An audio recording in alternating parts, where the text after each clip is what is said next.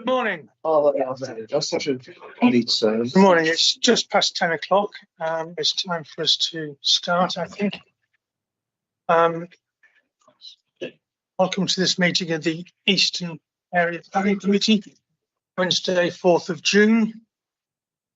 For the benefit of the public attending or watching on a live stream, I'm Councillor David Tuck. I'm chair of this committee. My vice chair is Councillor Sally House. The meeting, to put that on. The meeting is being live streamed and will be available to view on the council website after the meeting. By attending the meeting, you consent to being filmed. I remind everyone that when you are speaking, please speak directly into the microphone. And there should be a red light on, which I missed at the start. So I can tell you you're being heard. The planning committee is not a public meeting. It's a meeting to which the public is invited. All attendees must comply with the ruling of the chair. They must not interrupt the meeting or cause undue disturbance. And to support this, please switch off your mobile phones or put them on silent for the duration of the meeting. And if you're using Teams, ensure microphones are on mute and your device volume is set to 0.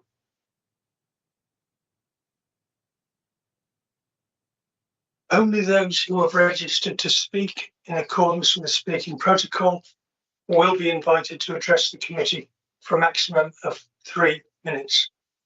That will be limited to the first 3 people objecting to, the first 3 people supporting the application who have registered, along with parish council and ward members. That's why we have the teams muted. So first 3 people supporting, along with parish council and ward member. No material is to be circulated to members of the committee. We have 7 applications to determine today. The case officer will be invited to present the report and recommendations. And next, I will invite members of the public who have registered to speak with the Democratic Services Officer before the deadline to address the committee in the following order: public against, public support, applicant or agent, town or parish council, and ward members. Each speaker has a maximum of 3 minutes.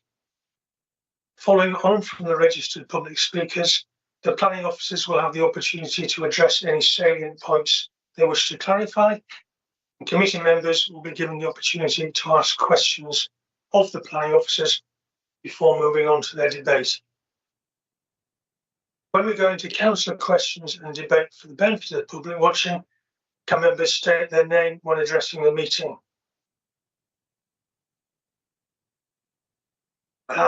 The officers involved in today's meeting include Kim Cowell, who is the Eastern Area Manager, Elizabeth Adams, who is a team leader, James Brightman, Senior Planning Officer, Nikki Clayton, who is not here.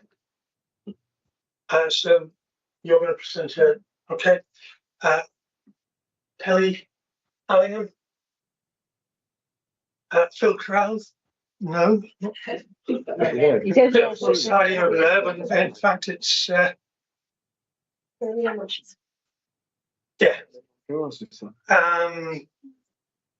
Megan Rochester, the Senior Democratic Officer, John Myers, who's over there. Yeah, John. Agenda item 1 is apologies. We've had no apologies, I understand.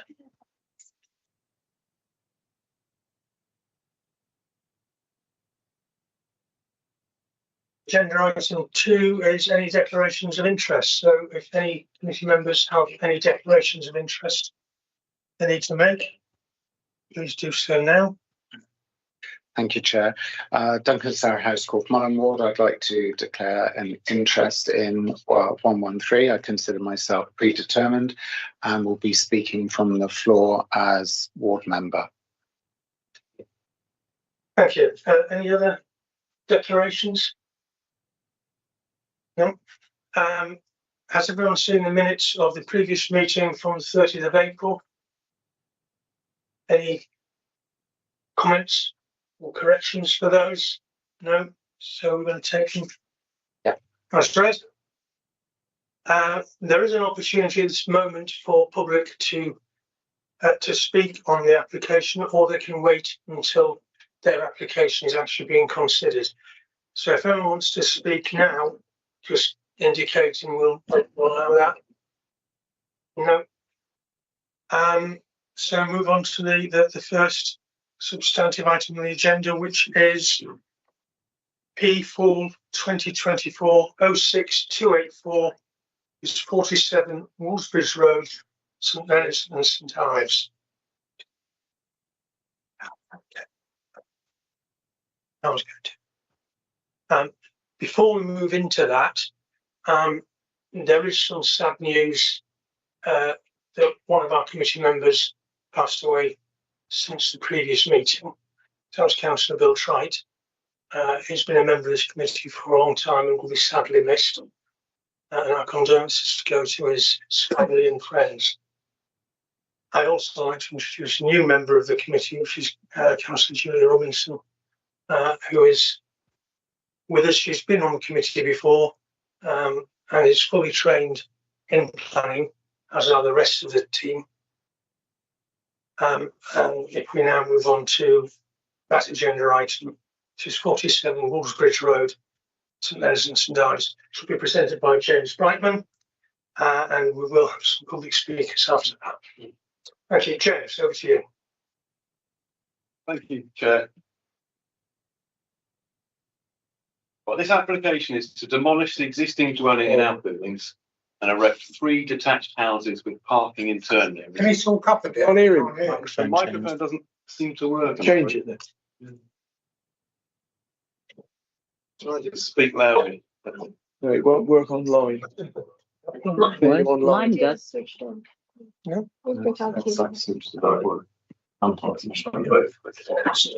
This side isn't working. Yours is red, isn't It's not the camera. Yeah. So go with that one. There you go. Otherwise, I can't hear you. In fact, the computers. Can you hear me now? Yeah. Yeah. Thank you. So the application is to demolish the existing dwelling and outbuildings and erect 3 detached houses with parking in certain areas and access onto Lions Wood.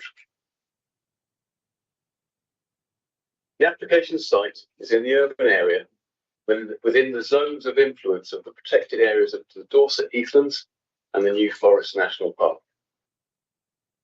The site has easy access onto the A31 trunk road to the south. The site is on the corner of Woolsbridge Road and Lions Wood. The closest neighbouring properties are 2 Lions Wood, the Blue House and Kingsgate in Lions Wood to the north, 3 Lions Wood to the west, and 45 Woolsbridge Road to the south. These are the proposed street scenes for the new houses. Top one is to the Woolsbridge Road, with the end of plot 1 shown, and the bottom one is onto Lions Wood itself, with 3 Lions Wood shown for context. These are proposed elevations for plots 1 and 2, and similarly for plot 3. So traditional design dwellings with architectural features from that period. To give you an idea of the site's context, these photos show the site's appearance from Google Street View before the site was visited, and members will note some of the vegetation has been removed. So this is before on the left and after on the right. Again, from Lions Wood, we see some loss of vegetation on this boundary. The site's here, that's the existing chalet bungalow, and today's view here. In terms of the principle of development, it's in the urban area where there's good access to facilities and services, and in that respect, the proposal accords with the settlement hierarchy in Core Strategy Policy 8 KS2. In terms of the site's position, it's quite a prominent position, and we officers think it forms a visual transition between Woolsbridge Road and Lanswood. The site's contribution to the verdant character of the area has been diminished slightly by the removal of trees and vegetation, and the site is now more open. The proposed plot sizes are smaller than most of those in Lanswood, but plot widths are similar to the closest properties in Lanswood opposite the site, and appropriate separation distance will be maintained. The proposal would not represent overdevelopment and not detract from the character of the area. The proposed separation distances and density of housing are acceptable, and the proposal would maximise the density of housing on the site without an adverse impact on the area's character and accords with core strategy policy LN2. The dwelling to be demolished is a chalet bungalow with 2 floors, and the site is seen in the context of houses to the north at Kingsgate and the Blue House, and to the south at 45 Woolsbridge Road. The dwellings have an attractive appearance with architectural styling and a modest height with windows set into the eaves on the first floor, and this will avoid a jarring impact with the bungalows in Lionswood. The spaces between the proposed dwellings and the setback from the road are compatible with the context of the site. It's not considered the proposal will amount to overdevelopment of the site. The quality of the design of the dwellings would provide a point of visual interest in the street scene, and no adverse impact on the area's character would arise. In terms of separation distances, the proposed houses are acceptable separation distances from the dwellings to the northwest at Kingsgate and the Blue House here, and to Lionswood, which is this one, so that harmful overlooking will be prevented. There will be no adverse impact on the occupants of the properties across Lionswood Road to the north, and the rear-facing windows of the properties, although close to the boundary, would not have an adverse impact on the privacy of the occupants of 45. Plot 1 here looks over their driveway area, and plot 2, there's a condition proposed to obscure glaze the bedroom window in this elevation. The other 2 windows are bathrooms, and they will be obscure glazed by condition, as with the bedroom.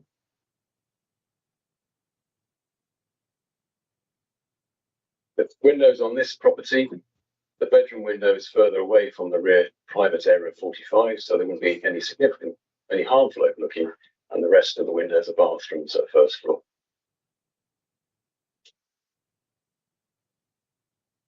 This is an additional condition since the agenda was published, just to make sure the bathroom windows are obscure glazed in the first floor to prevent that overlooking and privacy of the people using the bathrooms. Though not extensive, the proposed outside amenity areas are acceptable in size, and there is no policy requirement to require a specific size. The inside living space proposed for each dwelling meets the nationally described space standards as acceptable. The living conditions for future occupants of the proposed dwellings would be acceptable on this basis. Trees on the site's rear boundary with 45 Woolsbridge Road would impact the outlook and light for the rear-facing rooms of the proposed houses, although the rooms would be shaded for parts of the morning to maximise light to the ground floor rooms. These dwellings have full height openings on the ground floor, which are extensive. This is a typical elevation. This is plot 1. It shows the extensive areas of glazing here. And with one of the rooms, a living area, triple aspect. So you've got a window on the front to Lionswood as well to let the maximum amount of light in. And officers think that is an acceptable relationship with those trees.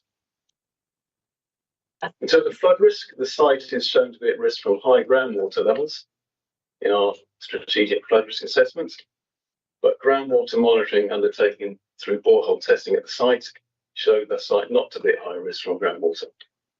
And in consultation with our flood risk engineer, the flood risk is considered to be low. In terms of how they dispose of the surface water runoff, it is going to go into the public water service water sewer, all of it, so it should be a net gain, should be less run from the site than there is now, so of any residual flooding. And on this basis, policy ME6 of the core strategy is complied with. In terms of parking, on-site parking for 9 spaces is proposed, and the council's highways officer considered that to be acceptable. And there would be no material harm to the transport network or highway safety on that basis. The council's tree officer has no issues with the proposal, and 5 new trees and hedging on the plot boundaries are shown indicatively on the site plan, and a landscaping scheme will be required by condition. This will ensure appropriate planting. Although a significant amount of vegetation was cleared before the application was submitted, Council's Natural Environment team has approved the ecological impact assessment. This will be conditioned to ensure biodiversity enhancement. In terms of biodiversity net gain, that will be achieved by the purchase of off-site credits, which will be secured by a condition. Mitigation for heathland and the New Forest area. The heathland will be collected via community infrastructure levy still, and for the New Forest, it will be achieved via a legal agreement to secure strategic access management and monitoring. This is currently being negotiated with the New Forest National Park between Dorset Council and them to get their appropriate legal mechanism in place. And the application is recommended for approval on the basis they secure that legal agreement and the mitigation. In terms of the planning balance, there's a national need for housing, despite the council being able to show a 5-year supply of housing up until October. The officers consider that is something to be considered, an important material consideration. The proposal would see a net increase of 2 dwellings that will add to the housing supply, and there's no impact on the character of the area. The scale and design is appropriate with interesting architectural style, and that complies with local plan policy, and no adverse impact on the amenities of local residents. The application is recommended for approval, subject to completion of the legal agreement, as I previously mentioned, and the conditions set out in the officer report. So that's a summary of the considerations, and I'll leave members with that slide, which I hope summarises the proposal. Thank you, Chair.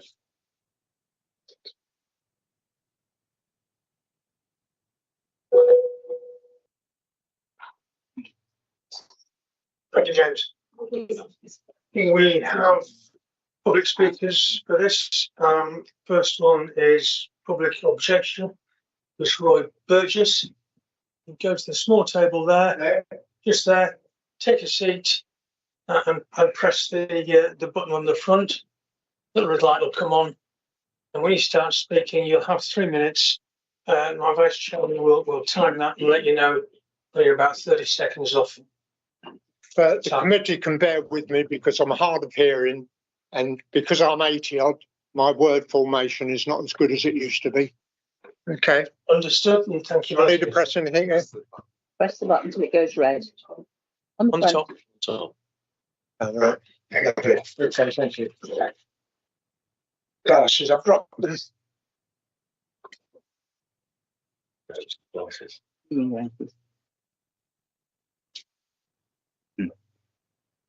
Yes, I am objecting to it.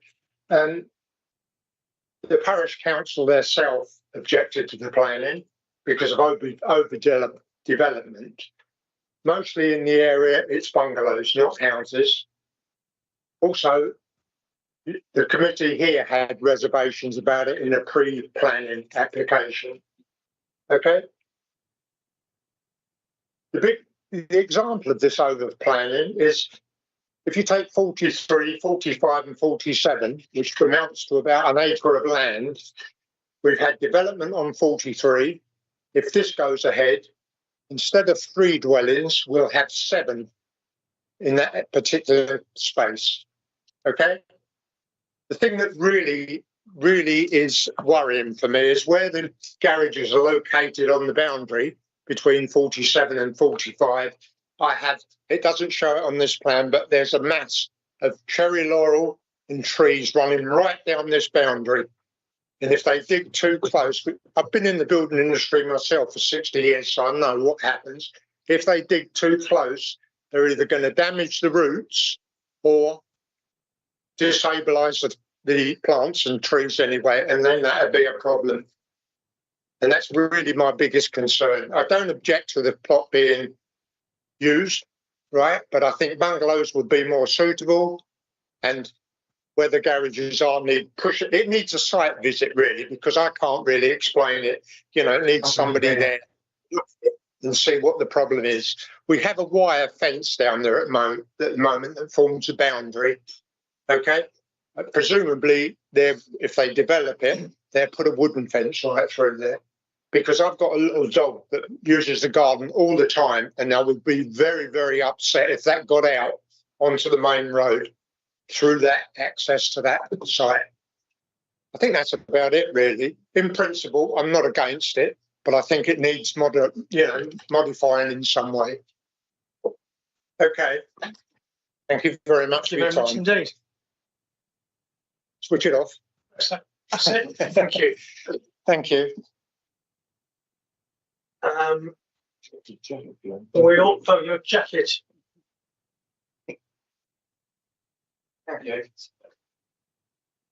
We have another public speaker on this, who is the applicant or agent, Giles Moyer. Again, 3 minutes from when you start speaking.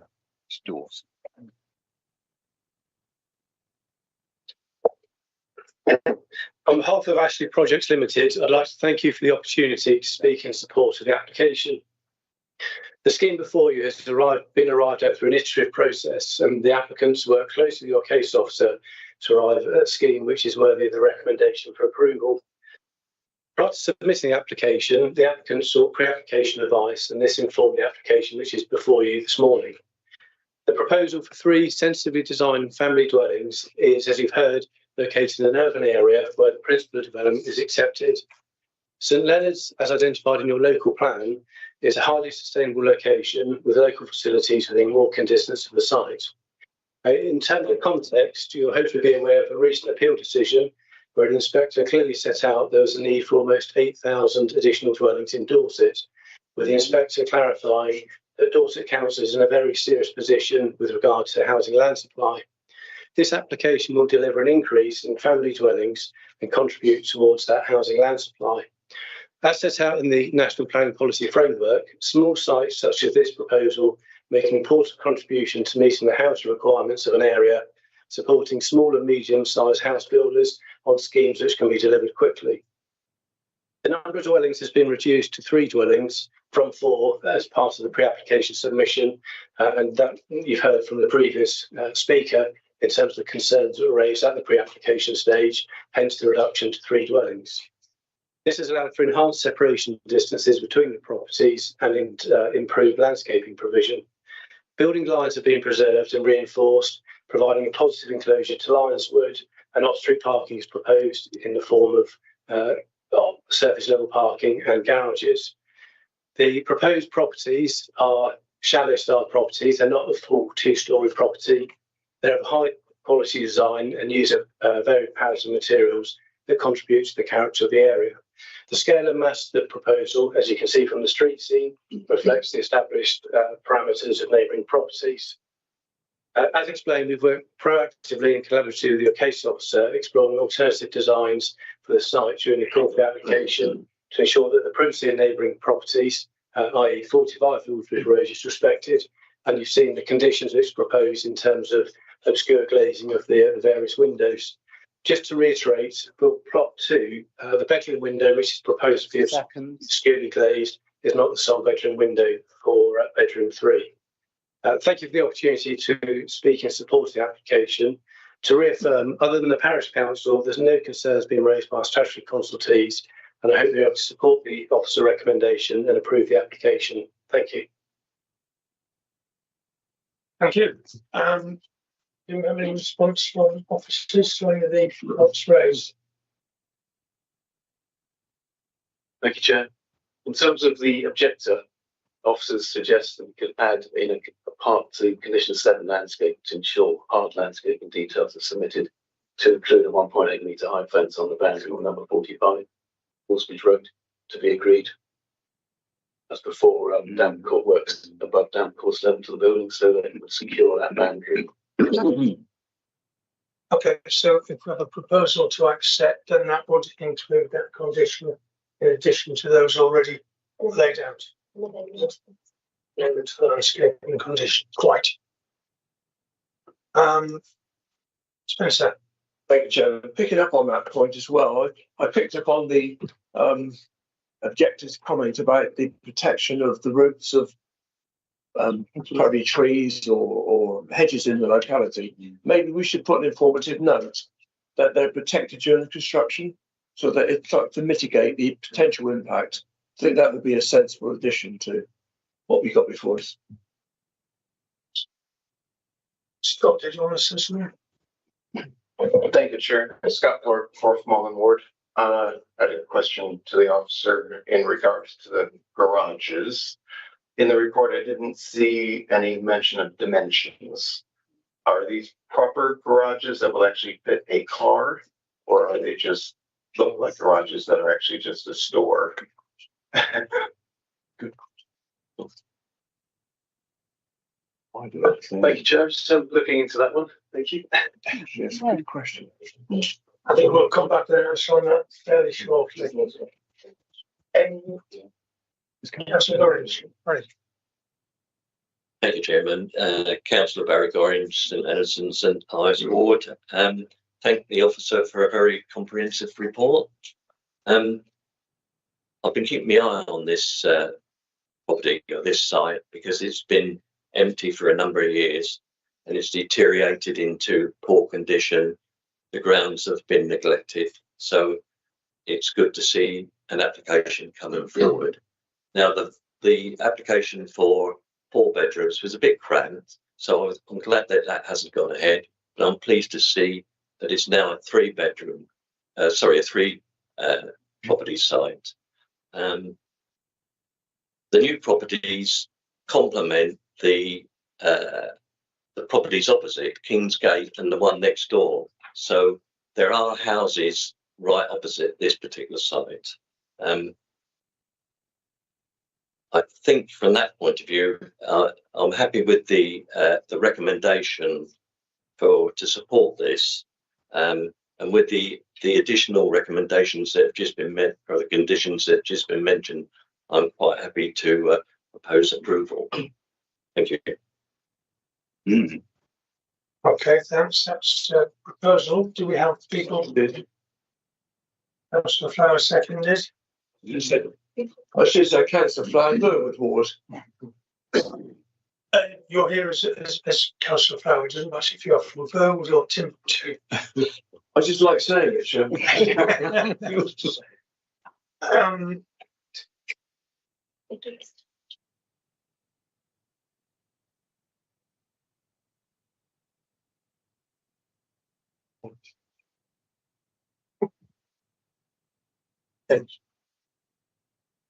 Thank you, Joe. We found the information on this house. Thank you.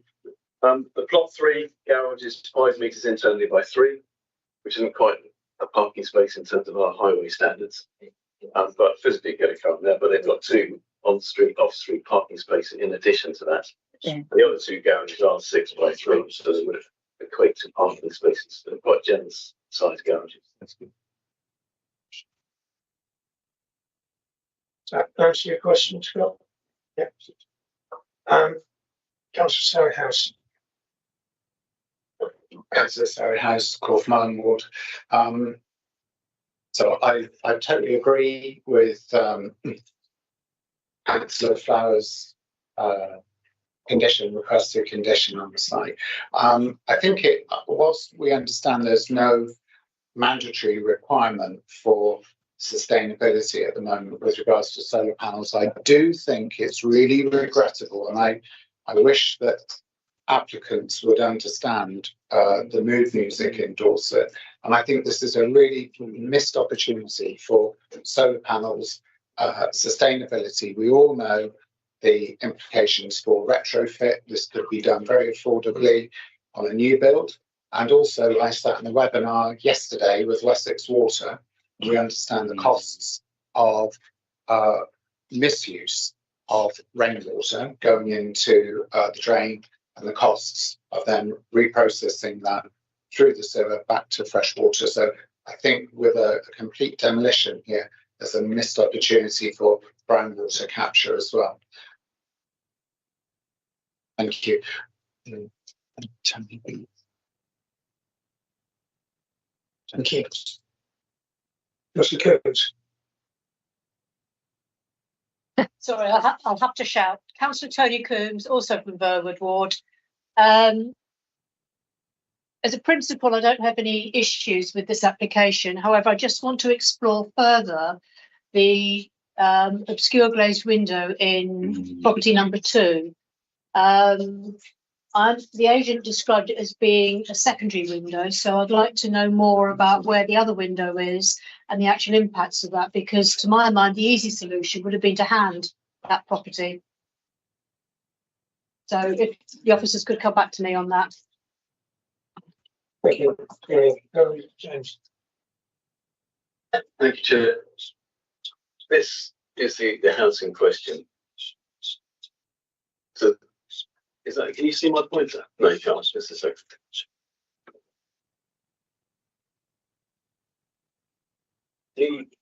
No, so I think I've lost. There's that now. Oh, there we are. Right. This window, the first window here is the bedroom window, and they've offered to obscure the bottom half of that, so it's fixed closed, so we can't overlook it. And there's a secondary window on this side to provide a bit of outlook and more light. The way the house, it'd be difficult to hand it. So I haven't actually got any floor plans, I'm afraid, to hand. Bear with me a second.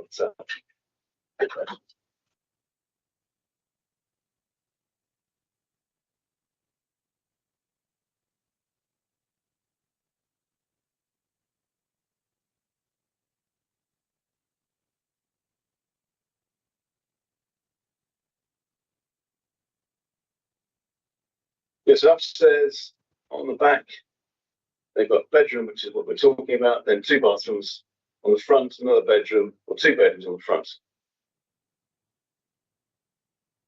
So there's not a lot of space to hand that, because you still have 2 bedrooms. That's the trouble, there's still 2 bedrooms on the front. They've got 3 bedrooms upstairs with 3 bathrooms, 2 of which are on the back. I can come back, Chairman. If you hand the building, I'm talking about a mirror image of what's there. So where you've got the gable end on the right-hand side at the front, that would then be on the left-hand side. So the bedroom at the back would be in the position of the outside bathroom, and then the window that is the one that's causing the problem would be naturally obscured as another bathroom window. That's the point I was trying to make. I just hand you the building. But I know I think we can't change it today because that's not our role. But I've not heard any detail about the size of the other window and the amount of light. I've seen no floor plan. So at the moment, I don't think I'll be able to vote on this one. Okay. As you say, we can't in this committee revise the plans. We can refuse the application and see if it comes back as a handed version, or we can approve it. Yes, Chair. James. Sorry to interrupt. Just a quick point. The window is the same size as the one on the back. That helps. So the secondary window they're proposing is the same, very similar size to the one. Similar size to the one they're obscure glazing. Just like to see if we can share it with you.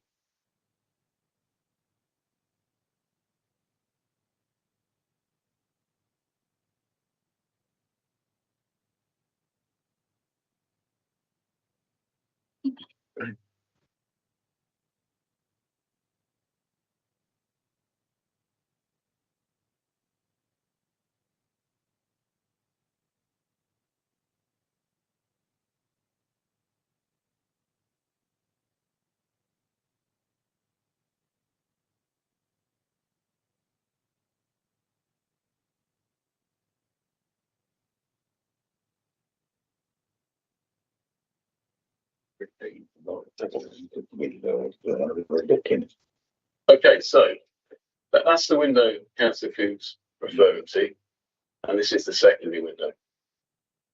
So it is a bit smaller, but provides an adequate light and acceptable outlook. We don't think it's harmful in terms of those living conditions. Okay. Terry, is that reassure you, or are you? Sorry, I don't know who Terry is. Tony. What's the gin? That secondary window is quite further back from the edge of the building, which means it's reflecting into the space between the buildings. So there's not going to be any outlook. So I'm afraid the information I've seen doesn't remove my unease, and I still will not be able to support this as it stands. Okay, thank you. Alex? Thank you, Chair. Councillor Brenton, Richard and Upton. I share the previous councillor's points.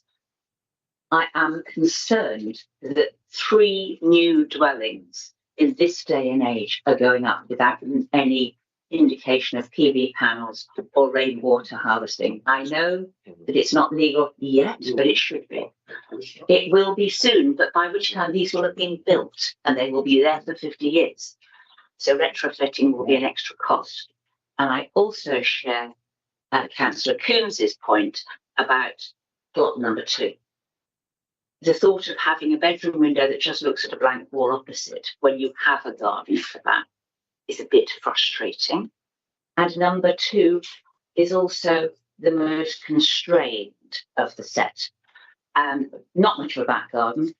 And I'm also concerned about the garages, which are, yes, they may have parking in front, but we all know that parking in front of garages means either the garage doesn't get used or the parking in front doesn't get used. There's always that warning business of shuffle one car to get the other out. So I can imagine it could cause disruption on the road outside. And it's easy to say on-street parking is traffic calming, but it is very frustrating at 8:30 in the morning. So I'm not happy about plot number 2 at all. And I wait to be convinced to vote for it. Thank you. Thank you. Just in terms of what we're here to do, we're looking at an application that is in front of us, not necessarily an application as we would prefer it to be. And if we're going to refuse an application, then we need material grounds to do so, or face the possibility that we will be appealed and that we will lose that appeal. However, you had a proposal from Councillor Gorringe, which has been seconded by Councillor Flower. The proposal is to accept the officer's recommendation with, as I understand it, as we mentioned before, the amendment to the landscaping condition of the fencing, and an informative note to protect tree roots. That's the proposal. Do we have any more comments or questions before we move to the vote? Councillor Surryhouse. Councillor Surryhouse, Porthmorton Ward. Yeah, I understand the compliance with the New Forest policy would also be conditioned. Well, Chair, it's subject to the legal agreement. So if the committee were to recommend approval, they would be delegating authority to officers to approve that once we had the legal agreement. Okay. Yeah, and if it's not signed by 6 months, in 6 months, and it gets refused unless we've agreed otherwise. Yeah. Okay. Councillor Azad. Councillor Ware Ward. I would reiterate about the net zero that houses are going to the new houses are going to be built, and they should have solar panels and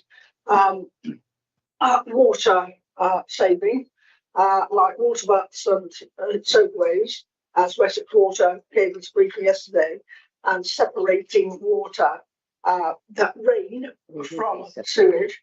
That would help them greatly. And I know they're campaigning to get that in legislation. They want us to lobby for that. But what I would say, could we not put in there some consideration to these developers for in the future that maybe they could actually think about that rather than, it's not a regulation at the moment, but it's not a condition, but could it be a note that's saying we are favourable for this, but in the future, could they think about, the actual climate change and solar panels and water saving? Thank you. Is it possible?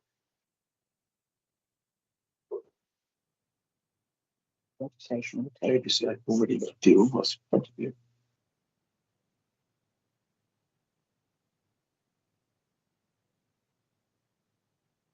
Thank you. It's not a requirement. It's not a legal requirement. So Councillor Skeets. Thank you, Mr. Chairman. Andy Skeets, West Walsden, Trigger Cross.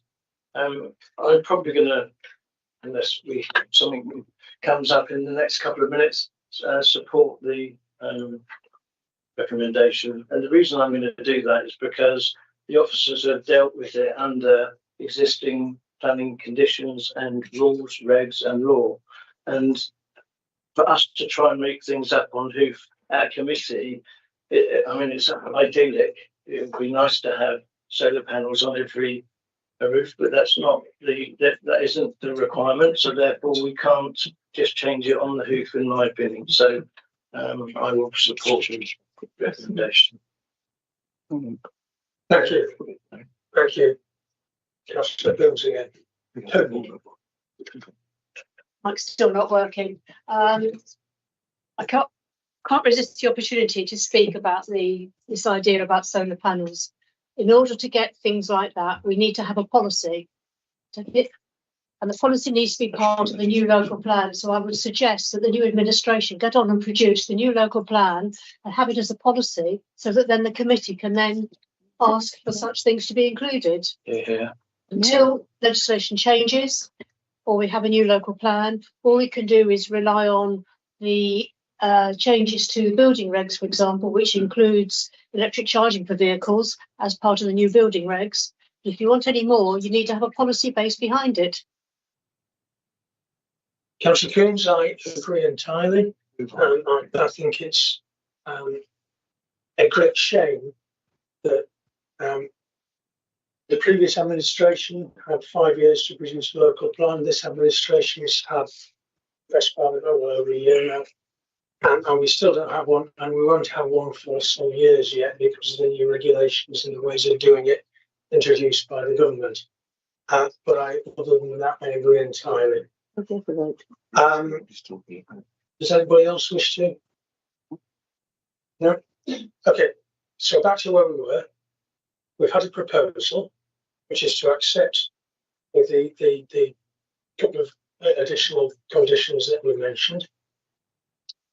We've had expressions of dismay that there's no solar panels and etc., about which we're not able to do anything because we don't have a local plan that covers that. Does anyone wish to say anything further before we move on to the vote?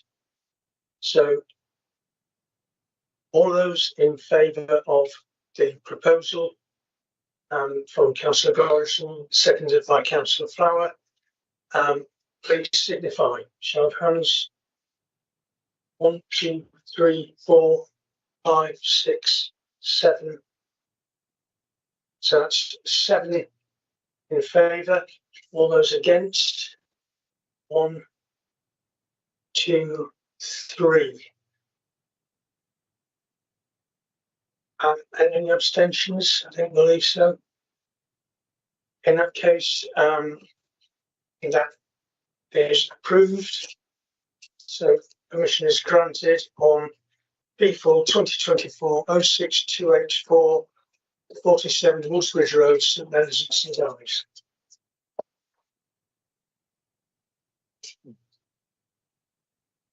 Yeah, and as part of that, as in the report, which if an agreement is not signed within 6 months, then it can be refused by officers.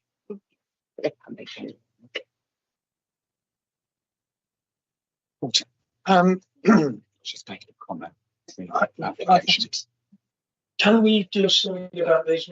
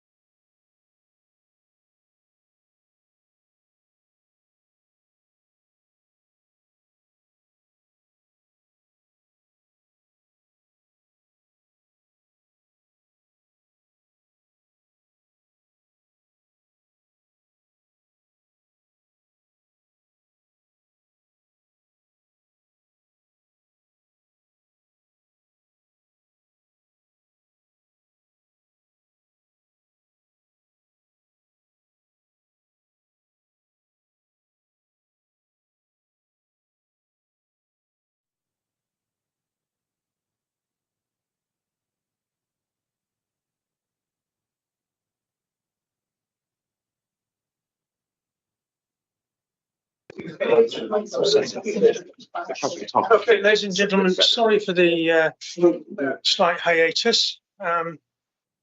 Technology is wonderful, helps us all, and it's a pain in the neck. We have the next item is P4 2024-04192 113 Wimborne Road, Corfe Mullen. It's going to be presented by Liz Adams rather than Nicky Clayton. And Councillor Sari House, who's the Vice Chairman, is the ward member for this area and wishes to make comments as ward member rather than committee member. Hence, he's going to sat with the public and will take his turn in turn at the public speakers table. If we kick off with Liz for 113 Wimborne Road. All yours, Liz. Yeah. Okay, so this proposal before you is for changes to an existing dwelling at 113 and the erection for new dwelling. The application site is in Corfe Mullen. The Town Council has raised objections to the scheme, which are contrary to the Officer recommendation of approval, and there have been public objections as well. The site lies within the settlement, which is adjacent to but outside of the Greenbelt boundary. Corfe Mullen is identified by Quality KS2 as a key settlement in the East Dorset area, which provides the main focus for development, including infill development. Any of the objections to the proposal relate to the impacts arising from the clearance of the site of trees and shrubs, hedgerows, prior to the submission of the application. The trees were not protected at the time they were removed, but they contributed to the verdant character of the area. The manner in which the site was cleared, whilst regressible, is not a material plan consideration that can influence the assessment of the current application, and of course the impact of the proposed development on the character of the area and the biodiversity is material, and this has been carefully considered.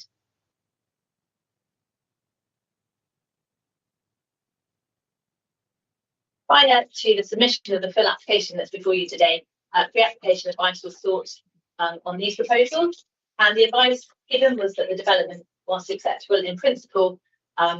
It would be preferable if the size of the dwellings was 3-bedroom, and the importance of landscaping was really the matter that was stressed. Opportunities for tree planting should be maximised on the site.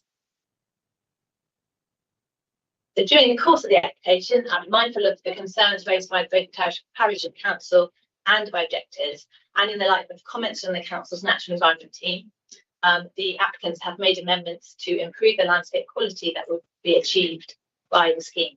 So the proposal now includes a meaningful planting area along the southern and the western boundaries in which to establish new trees that can in time contribute to local immunity and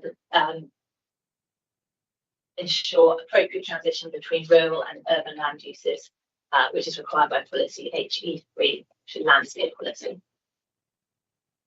As you can see here, the units are generous. 4, including the existing property, which is this one down here, will provide 4 bedrooms, and 1 is a 3-bedroom property.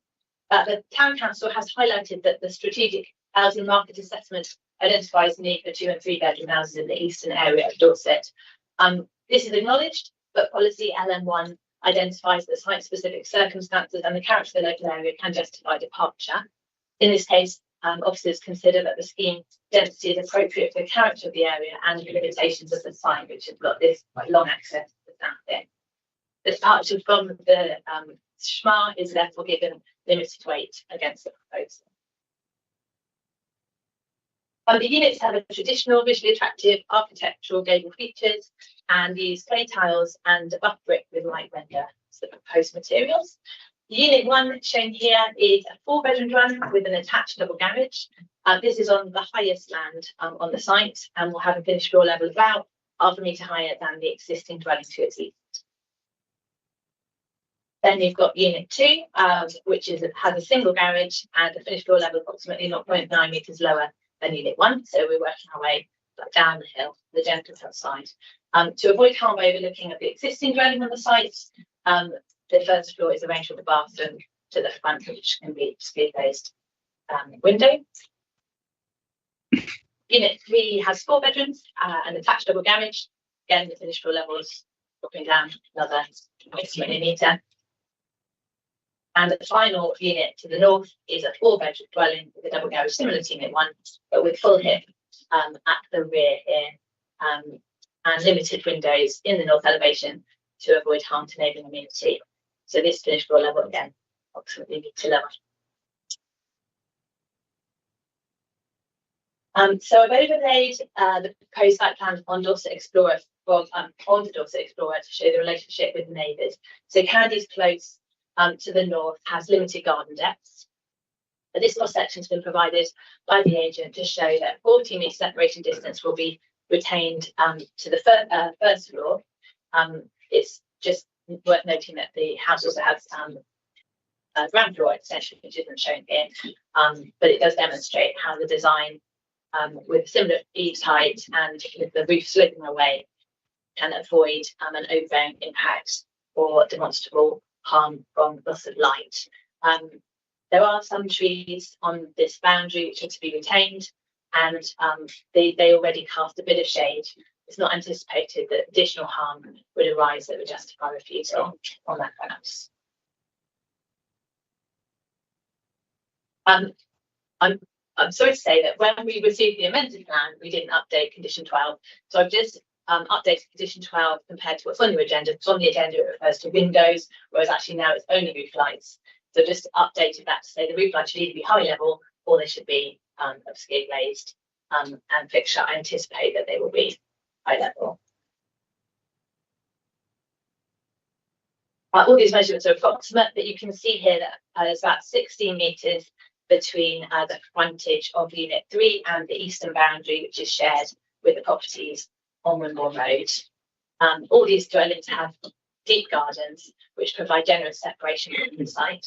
And 1.8 metre close board fencing is intended to supplement existing planting, provide privacy for neighbours, and screen noise from additional vehicle movements along the access. One additional tweak to the condition that I would recommend, identified late, was that it's your officer's opinion that the 2 metre or 1.8 metre high close board fencing shouldn't extend beyond the principal elevation of this property, which is number 115. You'll see in a minute, I think, or maybe in the previous photo, there's already a wall down there which provides quite an attractive boundary screen. So adding that fence would be awkward. And the agents agreed to that tweak to the suggested tweak to the condition. Here you see the boundary, that's the eastern boundary, this is the existing property, which is to remain without these extra extensions, and that's where the boundary fencing will go on here. So in addition to the new dwellings, the proposal seeks to amend this existing property. It will remove the existing conservatory here and the rear sort of single-storey elements that currently extend to the north. And there you see how it would look once that's been revised. There's also a proposed double garage in the front of the property here with a cedar roof. So securing a good landscape and planting plan has been critical to the acceptability of this scheme. Officers have worked collaboratively with the applicants to secure a landscape and planting plan and appropriate biodiversity net gain. Whilst fencing will be used to secure rear garden boundaries, which was concerned to the Town Council, these will be softened by the identified planting areas to the west here. The trees, which will be heavy standard and also native hedging along here, have both landscape and biodiversity benefits, and their maintenance will be required. It's almost a bit of an overlap because non-significant biodiversity net gain that's on site has to be protected for 5 years, replaced if necessary, so that it can establish. The ecology requirements are sort of ongoing, and then the landscape, which is condition 9, again, that's 5 years. But the 5 years is intended to allow the trees to establish. And the landscape plan that's been submitted identifies that a landscape management company will maintain areas beyond the residential curtilages, and the responsibility then will lie with the landowners to ensure that that is maintained appropriately in accordance with the condition. Since the site was cleared prior to the application being submitted, the biodiversity net gain has been calculated from a baseline of what was on site on the 30th of January 2020. And that's been informed by aerial mapping and has had to be based on a worst case scenario approach to former habitats. So the ecologists have then identified the necessary habitat and hedgerow units required to achieve the statutory 10% gain. They demonstrated that hedgerow units can be achieved on site alongside other habitats, which include some neutral grassland and trees, but there will be a deficit of habitat units on the site. So as required by the legislation, if permission is granted, then the biodiversity net gain plan will need to be submitted prior to commencement, as it would on any other application. And there's no requirement for the 10% BNG to be provided on site, and the developer may choose to secure off-site habitat enhancement or buy credits, as you heard in the previous presentation. Mitigation and enhancement for protected species are going to be provided in the form of swift boxes, bee bricks, bat boxes, hedgehog friendly fencing. It's the usual catalogue, as it were. And the trees that are proposed to be planted in here include oak, rowan, sycamore maple, sweet chestnut, small leaf lime. I could go on. So there's quite a variety, but they discussed that with the Dorset Natural Environment team to ensure that there was some bat-friendly species in there, as well as some species that should grow to a reasonable size. In terms of highway parking, which is another concern that was raised, the council's highway team is satisfied that the proposed access doesn't introduce highway safety concerns. It's the existing access that is to be used, and that has sufficient visibility. There is a proposed traffic calming raised platform along this straight access to encourage low speeds, and there's room for vehicles to wait here. It's 5.2 metres wide, to wait south of the existing dwelling if a car was coming on from the highway. Larger vehicles can also manoeuvre on the site. The council's waste management team hasn't commented on the scheme, but if needed, a private waste company could be used. Parking is provided in accordance with council's guidance. The town council has raised concerns about dependence on garages. You'll see each one's got some garaging, but also off-street parking, and there's one visitor space here, which of course with guidance. Concerns were also raised about flood risk. The site was not in an area identified by the Environment Agency as being at risk of surface water flooding. As you can see on this plan, there's the little blue bits for the areas that are potentially at flood risk. Site testing has shown that unfortunately infiltration can't be relied upon to manage surface water from the proposal. So it's understood that additional runoff may have been experienced by neighbouring properties at lower levels, is on the hillside, and following the vegetation removal. The proposed development is going to include installation of permeable paving, which would, so that's shown in blue here, which actually requires the ground level to be raised by 20 centimetres to achieve a sufficient depth between the paving and the groundwater levels to achieve a freeboard. And then the water runoff from the roof areas will be directed to an attenuation tank, and then connected to the surface water sewer by a pumping station.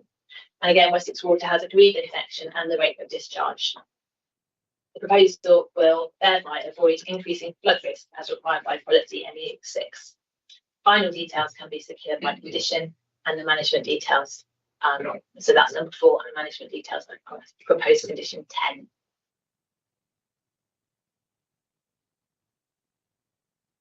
In summary, the proposal is for an infill development in a sustainable location, which provides a net increase of 4 dwellings. The design is considered to appropriately reflect the character and appearance of the locality, and no significant harm has been identified that would weigh against the benefits associated with the scheme. There aren't any material considerations that officers have identified to warrant refusal of the application, and the recommendation is approval subject to conditions. Thank you, Chair. Thank you, Liz.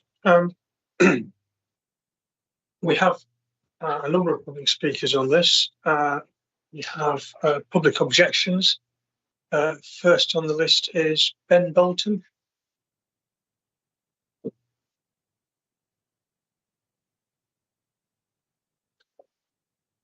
And if you take a seat, use the button, you will have 3 minutes. Good morning, I'm Ben Bolton. I'm a resident of the south aspect of 113 Wimborne Road. Key concerns are ecological impact. The ecological report falsely claims that it was cleared by the previous owner on the 22nd of September 2023. It was cleared on the 26th of September by Bayview Developments. We know that. Okay, that is false. Okay, there's no arboreal survey conducted as they said they would do.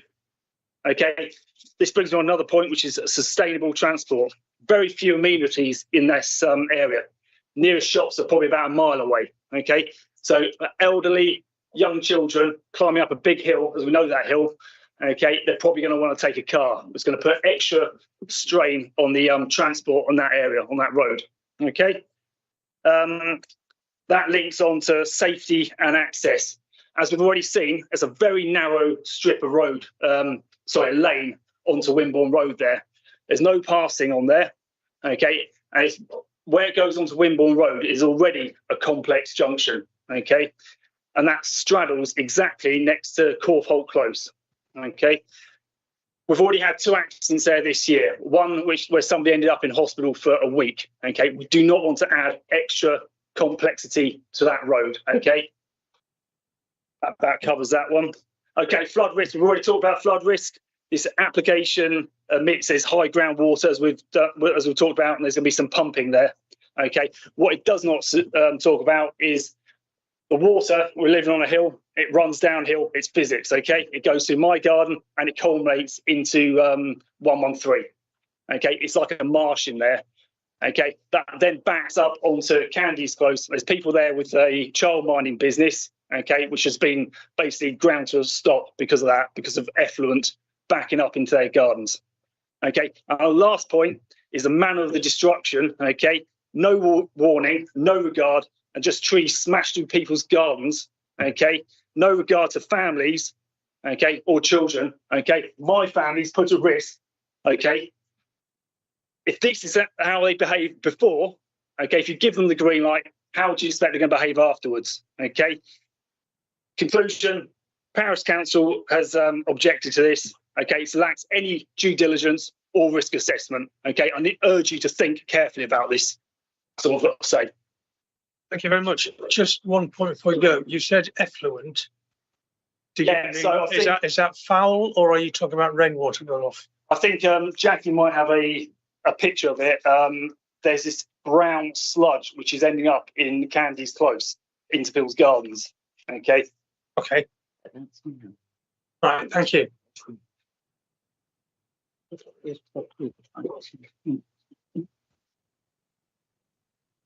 Next speaker is Jackie Bonham. And Jackie, I believe you're also going to read out a statement from our third speaker who can't be here, who is Julian Barnes. Is that right? Okay. So you now have 3 minutes as yourself from when you start speaking. Thank you. Good morning. Thank you for allowing me to speak, Chair and members. I'm Jackie Bonham. I live next door to Mr. and Mrs. Biles at 117, and the house at 113 backs directly onto my rear garden. I have before and after photos showing the trees that once stood there, have you already seen, and the bare landscape that remains after they were felled. On the morning of September the 26th, 2023, I raised the alarm with both the parish and county councils when site clearance had suddenly begun. A tree officer responded but was unable to prevent the destruction of mature trees despite prior concerns by neighbours, triggering a blanket TPO order to be served. Sadly, it wasn't in time. In response, I joined with residents bordering all 3 sides of the property to form a collective. Together, we reported the destruction of the copse, as the property is ironically called, to the local press, coverage that quickly spread nationally. Drone footage shows the devastating impact on this once thriving habitat. Despite all this, the planning application states no to a key question: biodiversity and geological conservation, protected and priority species. Protected and priority species were present on the site prior to preemptive site clearance by Bayview Developments on September the 26th, 2023.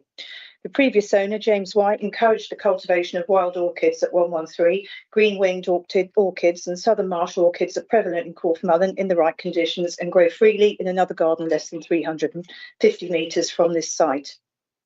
Bats also use the site for foraging and are likely to have been using the trees as day roosts prior to their felling. The actions taken on September the 26th clearly caused significant avoidable habitat loss. This proposal fails to meet designated housing requirements. As noted by the planning officer, policy LN1 of the National Planning Policy Framework prioritises 2 and 3 bedroom homes to meet local needs. Larger houses like those proposed here are not what Corfmuller needs any more of. Furthermore, policy LN2 stresses that new developments must respect the character of their surroundings, a character already lost when the trees were cleared. Paragraph 188 of the NPPF is also relevant here, where a development may significantly affect a habitat site. Planning permission should not proceed without an appropriate assessment. None was carried out before the destruction of this site. Lastly, I wish to remind officers of their obligation to enforce biodiversity net gain. Off-site credits should only be used as a last resort. In this case, the developer acted with no regard for biodiversity. Should they be rewarded with planning permission or allowed to profit from this destruction through buying off-site credits? Local planning authorities have the tools under the Environment Act to assess a site's biodiversity value based on its condition before unauthorised clearance. They must use them. Mature trees are not just scenery, they host hundreds of species and form the backbone of local ecosystems. If Dorset Council is serious about protecting the environment and upholding the law, it must hold developers accountable and ensure BNG is achieved on site to prevent this wanton environmental destruction, even if that means reducing the number of homes in order to meet the 10% net gain target. Thank you. Thank you. I understand you're now going to read a statement from Julian Biles. That's correct. Okay, again, you've got a further 3 minutes. Thank you for the opportunity to speak on behalf of Julian Biles, owner of 115 Wimborne Road, adjacent to the driveway that is proposed as access to the new development. He has authorised me to read his statement since he is unable to attend due to personal circumstances. This proposal raises serious concerns for my family and me. First and foremost is the loss of peace and privacy. During construction, we anticipate constant noise and disruption, but the impact doesn't end there. Once completed, the development will bring daily traffic and pedestrians just feet from our home. This quiet area will become a thoroughfare. I'm also extremely concerned about safety and access. The driveway is narrow, dangerously so. The plans and measurements do not accurately reflect its narrowest point. With increased vehicle flow, including construction vehicles, regular traffic and emergency services, I worry about the ability of ambulances or fire trucks to get through, particularly in an emergency. Also, how will wheelchair and pushchair users living or visiting the development be safe with outgoing and incoming traffic? If traffic calming measures are put in place, surely this would breach the Disability Discrimination Act. Waste management is another major issue. There is simply no space for refuse bins to be placed at the end of the driveway without obstructing our access or that of the proposed development. What works for one household will not work for several. Displays shown on the plans at the end of the driveway do not match the legal title for 113. The title shows no display at all. I urge the council to review this discrepancy. Please see the on-screen plan.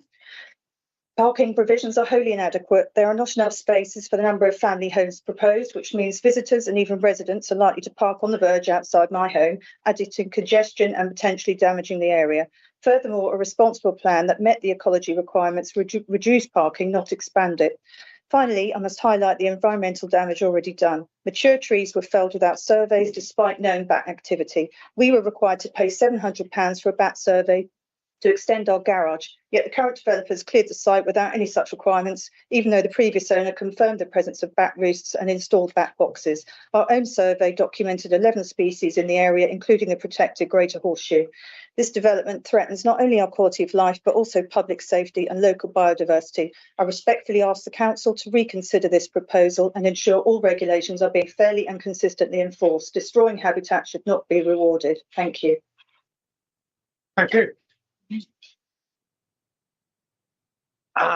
Next public speaker on this is the applicant or agent is Ken Park. Again, you have 3 minutes from when you start speaking.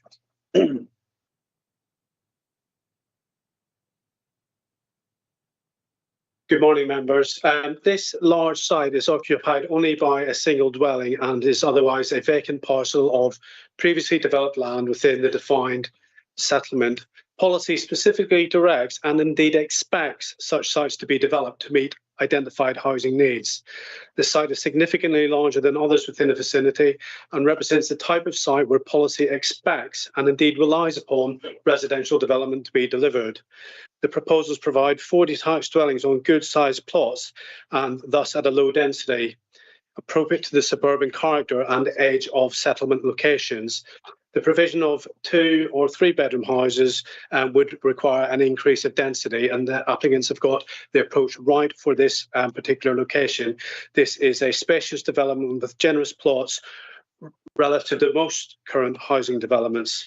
Members, this is a well-designed scheme with an efficient layout, well-designed houses, and a scheme that meets all of your policy requirements. The proposals are acceptable with all respects and can be supported. Concerns in relation to site clearance. The site had been unmanaged for a period of time and become overgrown. The site was simply cleared as it would have been by any new occupier. There was no wrongdoing, and this is not a matter relevant to the determination of the application. The proposals, as you've heard, do meet all biodiversity requirements, including mitigation and enhancement and landscaping enhancements. Concerns also have been raised that the proposal will result in additional flood risk. This is absolutely not the case. As a matter of fact, the risk of flooding from any source is at the lowest level, and a detailed drainage strategy has been scrutinised and accepted by your officers. There is no risk of flooding. All surface water is collected and discharged to the surface water sewer. And in the last application, members were advocating for such an approach. That is what is being proposed. So there will be an improvement, and the development of the site will improve and remove existing issues currently being experienced. Members, there are no adverse impacts as a consequence of this development. It is a good quality proposal, which is acceptable in all regards, and hence your officers are supporting. In terms of accessibility, the site meets all of your highway requirements and DDA requirements, which will also be dealt with by way of building regulations. 30 seconds. I can also advise that issues of energy efficiency are also dealt with at the building regulation stage. Members, this is a good scheme. I respectfully request that you support the officer's recommendations. Thank you. Thank you. And then we have the local ward member, Councillor Sari House. Again, Duncan, if you like everybody else, has 3 minutes.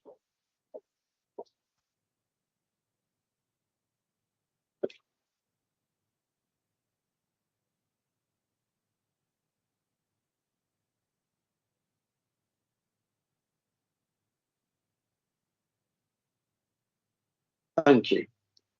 What a halcyon view that was. Members, I present to you today to urge you to refuse the planning application submitted by Bayview Developments South Limited. The development fails to respect the established character of the area. This is a historically significant residential zone, once rich with mature trees and greenery, now stripped bare prior to this application. This act, widely reported in the national media, has already harmed the visual amenity of the site. The NPPF Section 16 stresses the importance of conserving a historic environment. The applicant's claim that this destruction was part of pre-application engagement is misleading. No such engagement condoned this action. The site clearance has had a devastating impact on local biodiversity, including protected species such as bats. The NPPF Section 15 and local policy ME1 require developments to enhance the natural environment. This proposal fails to demonstrate a credible plan for biodiversity net gain. Purchased credits cannot replace lost habitats on this site. This devastation happened whilst the applicant owned the site and not, as they have stated throughout their application, a former owner. The proposal does not align with the Christchurch and East Dorset local plan policies LN1 and LN2, which call for a housing that meets local needs. Yet this scheme focuses on large 4-bedroom homes, ignoring the demand for smaller dwellings identified in the strategic housing market assessment. The scale and density also threaten the semi-rural character of the area adjacent to the green belt. Access concerns are significant. The applicant claims a 3.5 metre wide access road, but this is not true. The report describes a width of 5 metres. This only occurs well within the site. This raises serious safety concerns and contradicts policy KS11 on transport and development. Although the site lies in flood zone 1, surface water flooding is a real risk. The drainage strategy appears theoretical and may not withstand current weather patterns. Policy ME6 demands robust flood management. Flooding has already occurred on Candies Lane due to the site's clearance, disrupting underground springs and removing all mature trees. The proposal undermines both national and local planning policy. It disregards the area's character, biodiversity, housing needs and infrastructure resilience. I respectfully urge the committee to refuse this application and protect the integrity of Porthmullen. Thank you. Thank you. 3 minutes exactly, well done. Do we have a response from officers to points raised? Thank you, Chair. There's quite a lot there, wasn't there? So, in terms of ecology, that was mentioned quite a lot. The biodiversity net gain legislation is intended to ensure that development can take place, but that biodiversity is protected. So the way that it's written means that market forces are intended to encourage developers to provide biodiversity on site, but there's no other force. So as long as they provide the biodiversity, and as I said, it could be on site, it could be off site, it could be by credit, as long as they provide it and that's secured at post consent stage through a condition, then they will have met their legal requirement. So I just wanted to highlight that because I understand why there would be a desire for the biodiversity group to be maintained on the site, but that's not something that as planners we have the power to do. In terms of the access was mentioned a few times, wasn't it? So the council's highway team have obviously been involved and have considered the impacts. I mean, one of the reasons why officers are satisfied that the 5 dwellings works is because of access. So obviously we are normally looking for, you know, as the more houses the better, as long as it is in keeping with the character of the area. In this case, actually the low density is in keeping with the character of the area, and also the 5 is you know, means that the number of trips will be limited rather than a greater density, where you'd expect more trips to take place. The drainage was mentioned, so I can confirm that the proposed drainage scheme takes account of a worst case scenario, so like a 1 in 100 flood risk plus the climate change requirement.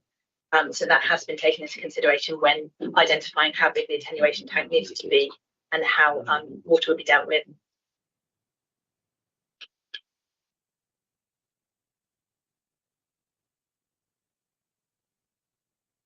Or just I think section 16 of the National Planning Policy Framework was mentioned, which is the historic environment.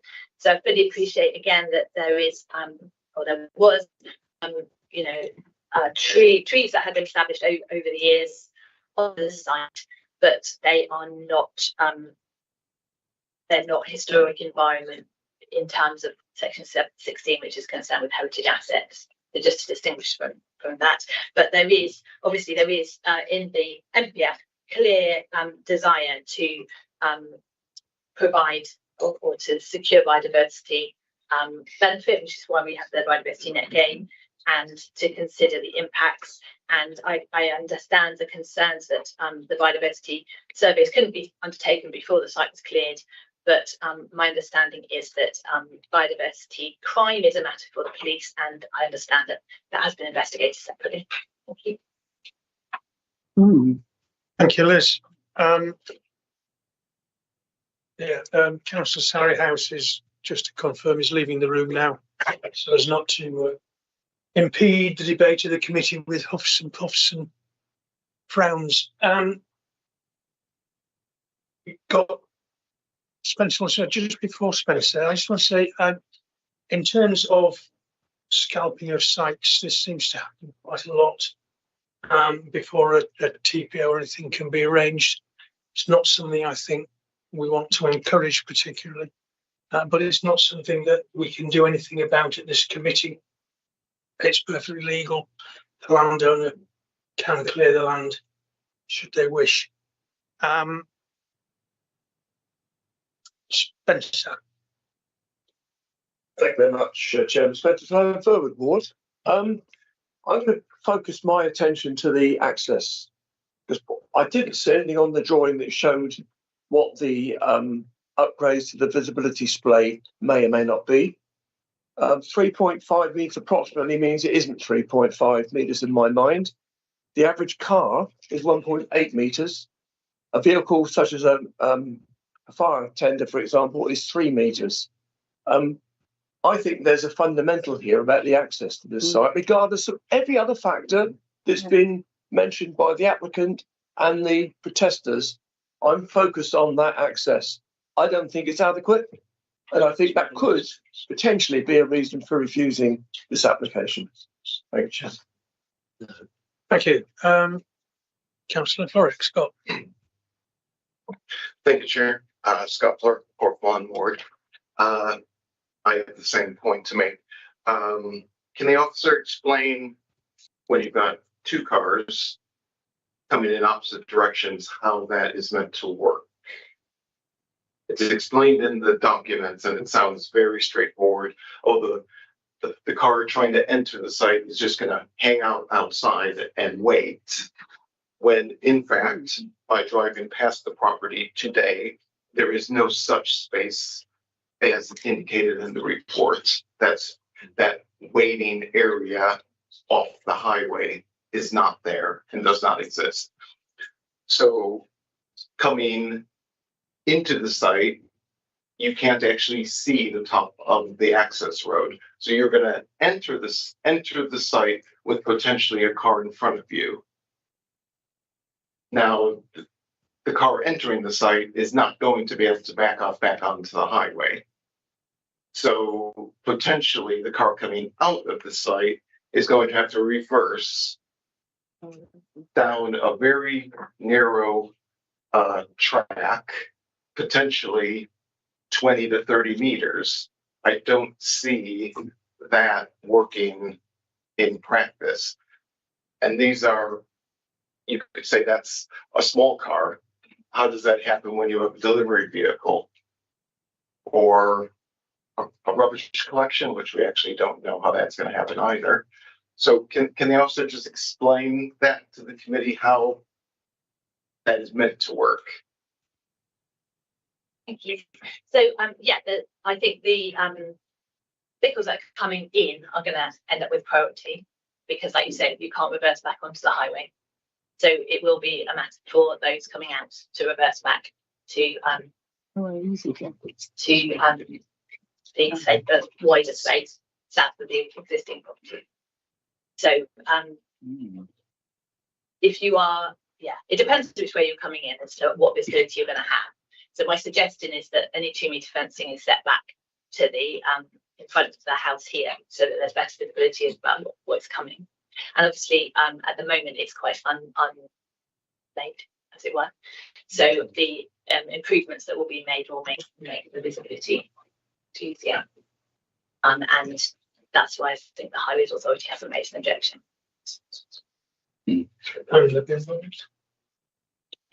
As I said before, the bin, the waste management team hasn't commented.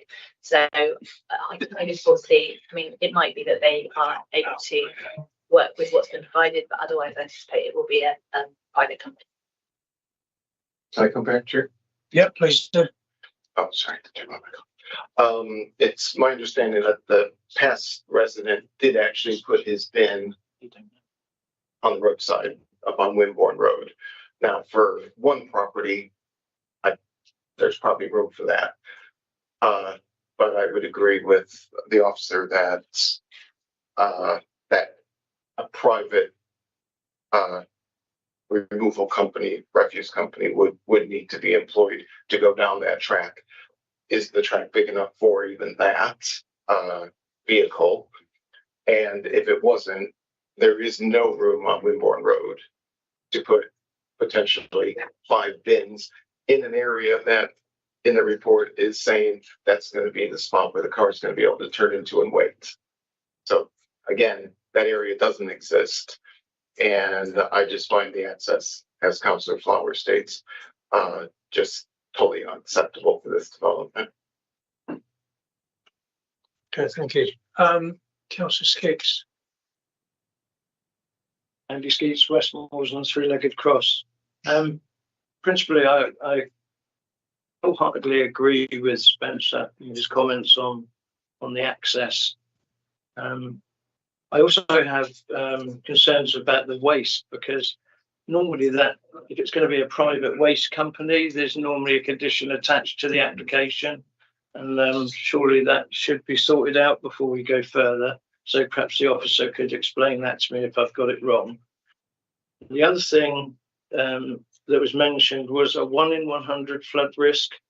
I'd like a little bit more detail on that, because 1 in 100 is quite a high flood risk, but I'm not sure that you were actually talking about the site or something that was close to it. So perhaps you could explain that.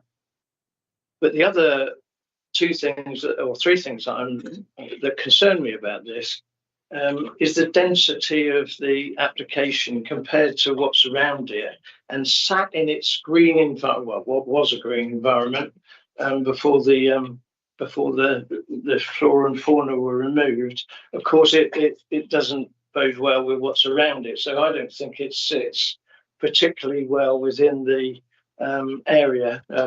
You say that we can't call that character. I think it would be very difficult to tell people who live in that area that all those trees going down and these houses going up doesn't actually disrupt the character of the area. So perhaps you could sort of inform us on what we can and can't do about that. And as it seems that quite a number of people are not happy about certain things, I'm wondering on this particular application whether we shouldn't have some consideration for a site visit, because it's very, that access is pretty narrow. Our highways team are experts and they're telling us that there isn't an issue, but I think on this occasion, I think I can't visualize it being anything but a very narrow, restricted access that will cause problems with the density of the application and number of properties. And perhaps you could try and answer some of those things. Through you, Chair. Okay, so the first question was about waste, I think, wasn't it? So we haven't put a condition on there because it's not established yet whether Dorset Council would or wouldn't be willing to serve it. Waste will need to be dealt with in some manner. If you wanted to add a condition to say that prior to occupation, a waste management plan should be submitted, which either identifies, where the bins are going to be placed so that Dorset Council can provide the waste removal, or a private company, then that could probably overcome that concern. In terms of the 1 in 100, that is so the site itself is shown to not have any flood risk. So that the 1 in 100 is anticipating that there are these big storm events that we would normally only anticipate 1 in 100 years. That the system would be up for coping with that. Can I just, while you're talking about it, that is high though, isn't it? 1 in 100 is high. I remember, is it not? Well, 1 in 30 is kind of tragic. Yeah, high. 1 in 100 is medium high, and 1 in 1,000 is sort of low.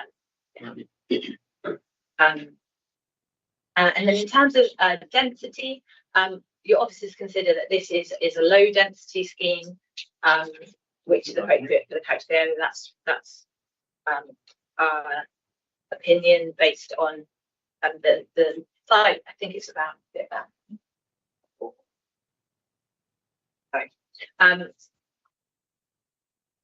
Thank you. Yeah, it's about the requirement to make efficient use of land. Right, so it's getting the balance between character and efficient use of the land. And you talked about character, and appreciate that previously this was a vegetated garden, which contributed to the sort of street scene, the sort of a backdrop of trees, which you saw in those Google photos at the beginning of the presentation. But the intention of the site plan, as you see before you, is to provide opportunities for new planting, which can start over time. Appreciate these things will need time to establish, but in time can provide, again, a verdant backdrop. Thank you. Thank you, Councillor Coombs. Thank you, Chairman. I've got a couple of questions. The first one, I didn't see anywhere in the report that suggested that the access track would become adopted highway. I assume it would remain as a private drive, with 5 being the maximum number allowed to use a private drive. Am I correct in that? Yeah, it would remain private, yes. And I also write in my recollection that Dorset Waste do not access private drives to collect waste. You did well. There we are. James is just filming.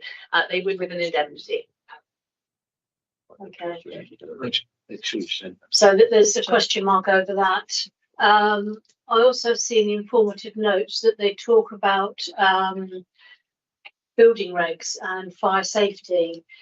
If we've already heard that the track is quite narrow compared to the width of a fire tender, so if we, for example, granted planning consent and it then fell foul of the building regs, what then happens?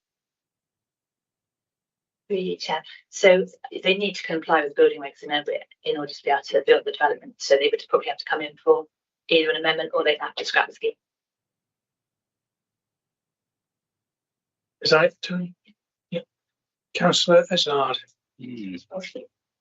Thank you, Chairman. Councillor Hazard, Wareham Award.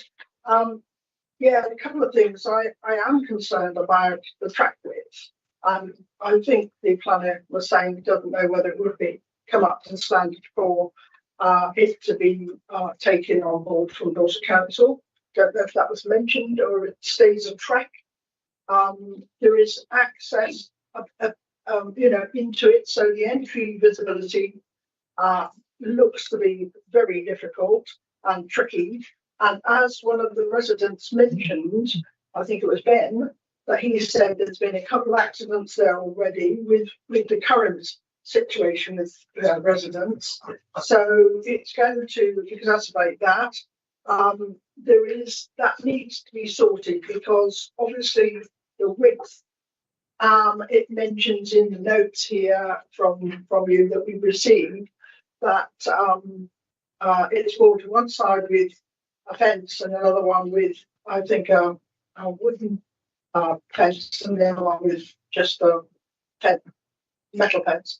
But the thing is, it's so important to know exactly what that width will be and what the access area will be on the give way as you come in, because there has to be provision for a vehicle, as Mr. Florence said, about being able to hold somebody in that place while somebody is coming towards you from the site. And certainly that is a big worry to me and a concern. And also, I really think that we ought to take into account that there is 23, I believe, objections to this application. And being that the local member, the town council or the parish council, and all the local residents are really very concerned about the having these extra houses here for biodiversity, for habitat, for all manner of reasons. And I think the access is one of the biggest problems. And I would say with Councillor Skeet saying to go for a site meeting, I think we ought to defer a decision on this until we've had a site meeting. Thank you. Thank you. I haven't heard a proposal any sort yet. Councillor Flower. Perhaps I'll help you out with that one then, Chairman. Thank you very much. I think we should move refusal on the basis of the poor access. I think the access is inadequate. I think for all the reasons I've expressed earlier.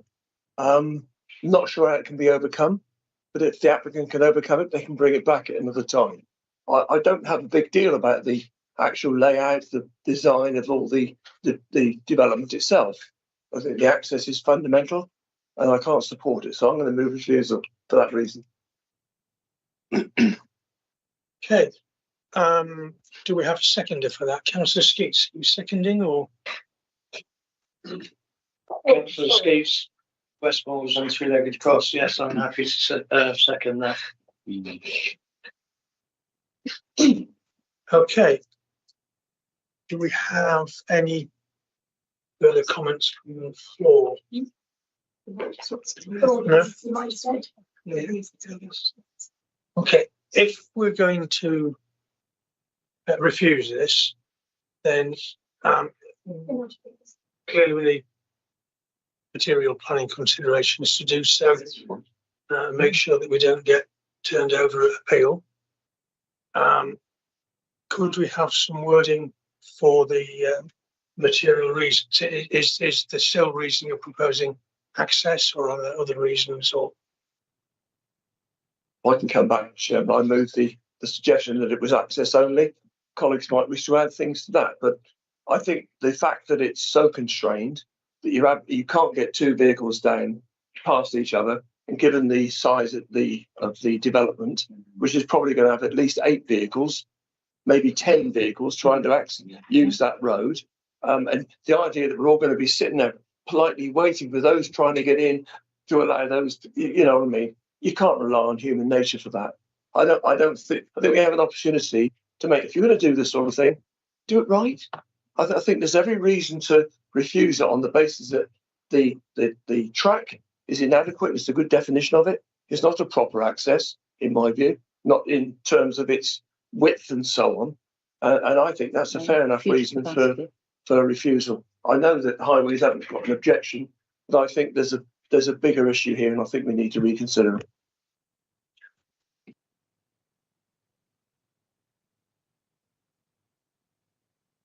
Okay, Councillor Azad. I think it's access, but it needs to be the visible bit when you're coming into it.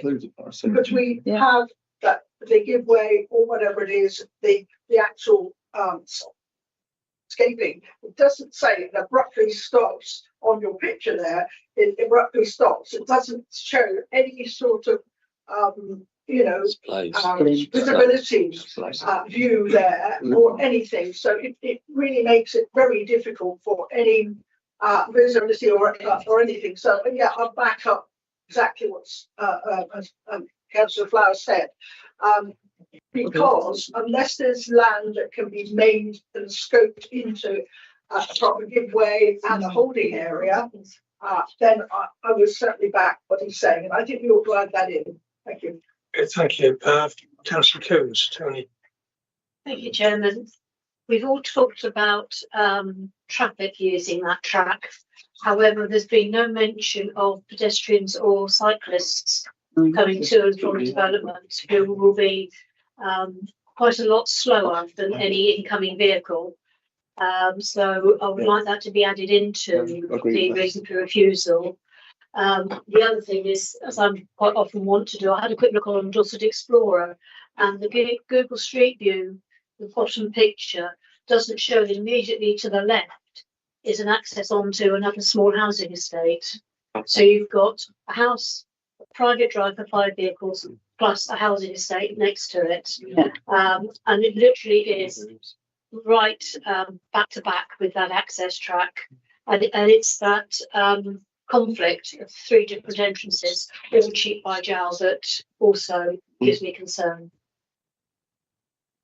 Thank you, Tony. I think I might add to that myself and say that if someone's cycling, you're supposed to leave them a metre. And if it's 3.5 metres wide, it's a very small car.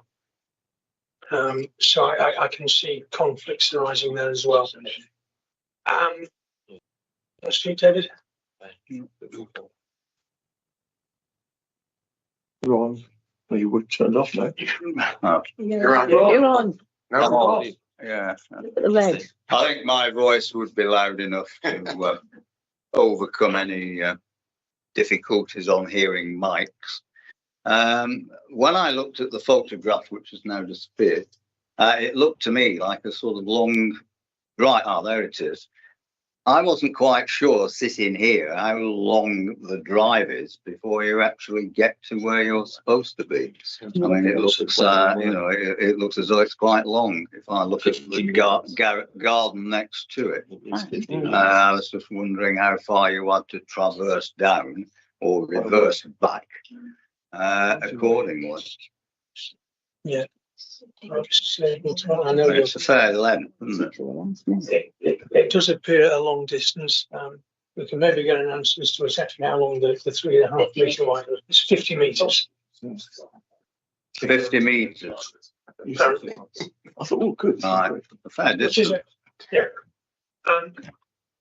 We've had a proposal to refuse. Currently, we've had some idea as to what those grounds might be.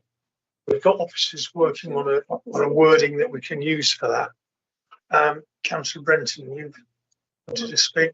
Well, it was going to be a question before we got on to the proposal to refuse, but looking at this picture here, for example, I know this is a relatively large plot in discussion, but we had mentioned that it was low.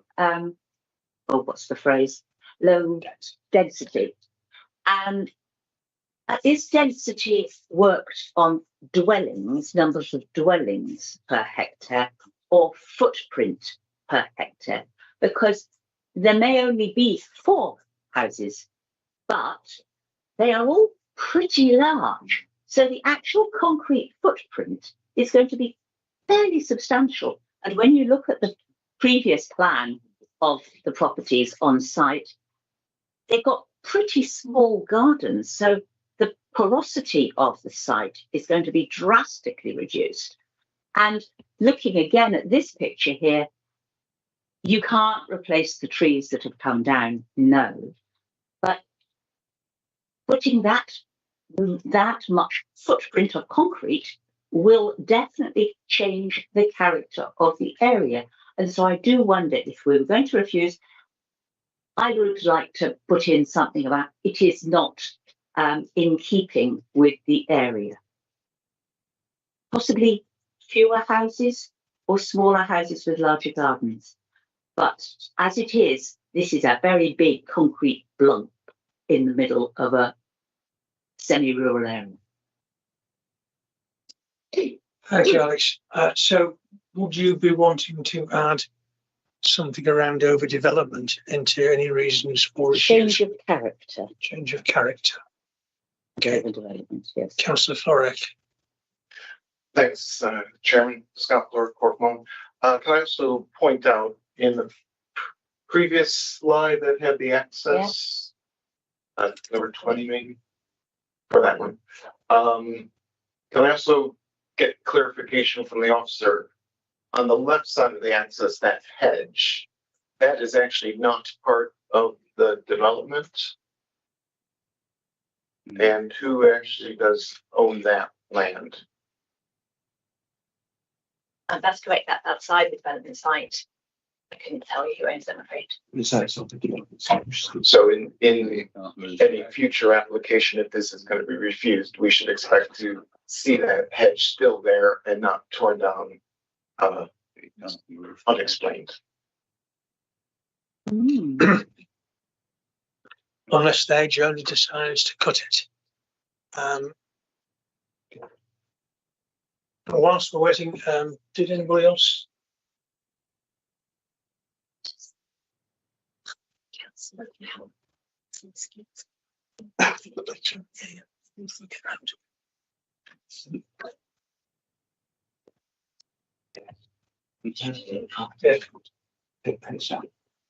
We have a form of word showing. Yes, can we have a short recess, please, whilst we work out some of the council escapes? Just Before we do, not to tell you your job, Mr. Chairman, but we do have a councillor outside of the room not wishing to, you're not being allowed to take part in discussion. So to have a recess and an evacuation might put that into jeopardy. I'm just. Sure to be there. Well, I'm not suggesting people wander off. I think it might influence. Whatever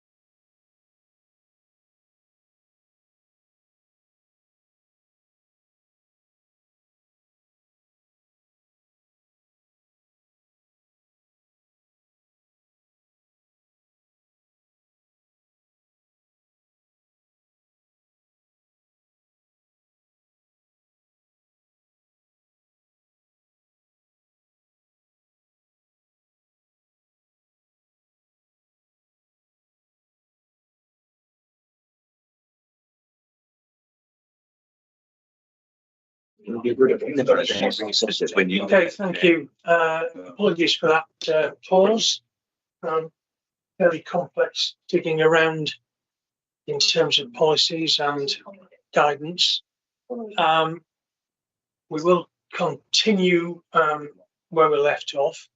We've had a proposal to refuse on access grounds by Councillor Flower, which has been seconded by Councillor Skeets.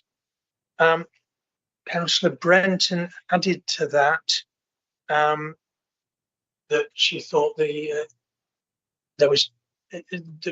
character of the area was going to be changed too much. We can explore that a little bit before I ask if Councillor Flower and Councillor Skeets want to include that within their proposal. Then I think the officers just want to throw some information about that before we go. Can we do that? Through you, Chair, Kim Cowan, if I may assist the committee, if I could ask Liz just to show the location plan slide and to just highlight that you can see the site itself here with the black indicator. Development immediately to the south in Crawford Close and to the north is at a higher density. I'm a bit more concerned about your being able to defend that particular character reason, because it's not dissimilar in terms of the density to those two developments. It's up to the proposal in the second as to whether or not they want to incorporate that slight change. But when we were having the debate, I want to just bring you back to see that graphic, because it's your decision as a committee, but as officers, I think you're maybe less in terms of your robustness when you put forward that sort of secondary reason. I've got Councillor Flower, Councillor Skeets and Councillor Brent. One of the reasons I didn't add it to my reasons for refusal, because I thought it was weaker than the fundamental one that I produced earlier on. Okay. Councillor Skeets. Well, you heard what I said earlier, and I mentioned all of those things within my my questions and discussions. So I think the access is the main point. And if it am I right in saying that if we turned it down on access, then the application would have to be re-looked at in its whole again anyway? Is that correct? If we refuse it on grounds of access, the options are appeal. Officers are reasonably confident that we've got sufficient grounds in access, I believe. We've articulated on the screen. I've got, or they can withdraw the application and resubmit it with different details. Those are the choices, and that's yeah. That isn't your officer's advice. Your officer's advice is set out in the officer recommendation, which is that the highway authority haven't got an objection to the scheme. Your officers are satisfied with the proposal, and our recommendation is to approve the development. What we've put on the screen is hopefully reflect your recommendation and your reasons. I didn't want words. I'm sorry. No, beg your pardon. I'm sure it wasn't intended. But no. To say that officers are satisfied, what officers has done is try to translate your reasons into forward words. Thank you. I understand that, and if I misrepresented, I apologise. The question of access, and we've just had an indication that this will be appealed anyway. But in terms of access, highways had no problem. The committee can make its own decision. I've got Councillor Brent. I'll come back to you if I can. To follow on from what she said. Thank you, Chair. Farrell as aware of the board. Sorry, Councillor Rissat. Did I do it again? Yeah. Sorry. Expense as well. Yeah, Councillor Beryl Ezard, Wareham Ward. I think you've got your mic still on, so.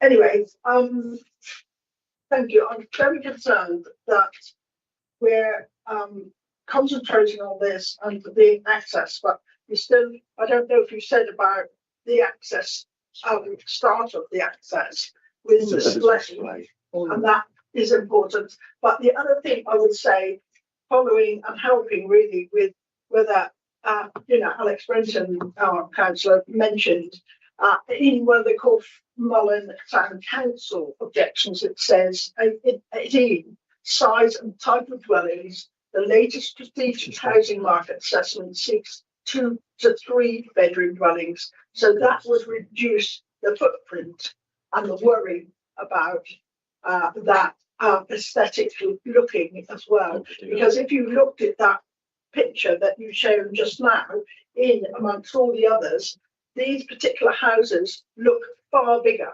than the adjoining houses. I would say, I can't see that very clearly up there, but they do look bigger to me, and they're more closer together. But whether that it will add or help, I don't know. Thank you.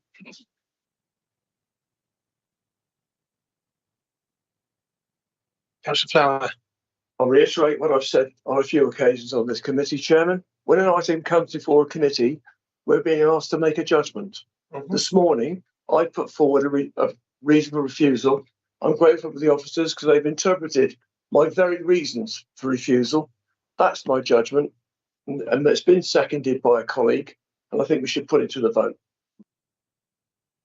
Once we're finished with people wanting to make comments, then we will move to the vote. So I've got one more, which is Councillor Brenton. Councillor Brenton, Litchfield Napton. Even though I personally think it is overdevelopment of footprint, I accept the officer's opinion that that may not be sustained on appeal, and I'm definitely in favour of refusing, following the proposal to refuse on grounds largely of access. Okay. We have quite happy a proposal, which is at item 1 there. Yep. Councillor Brenton's addition to that is point 2, which you're happy to withdraw.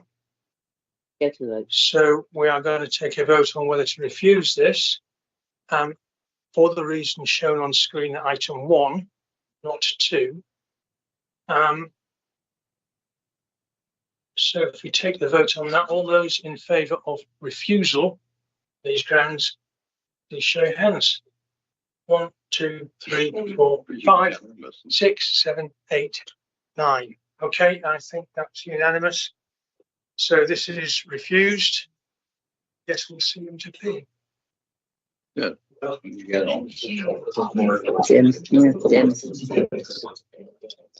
Family enough. I really think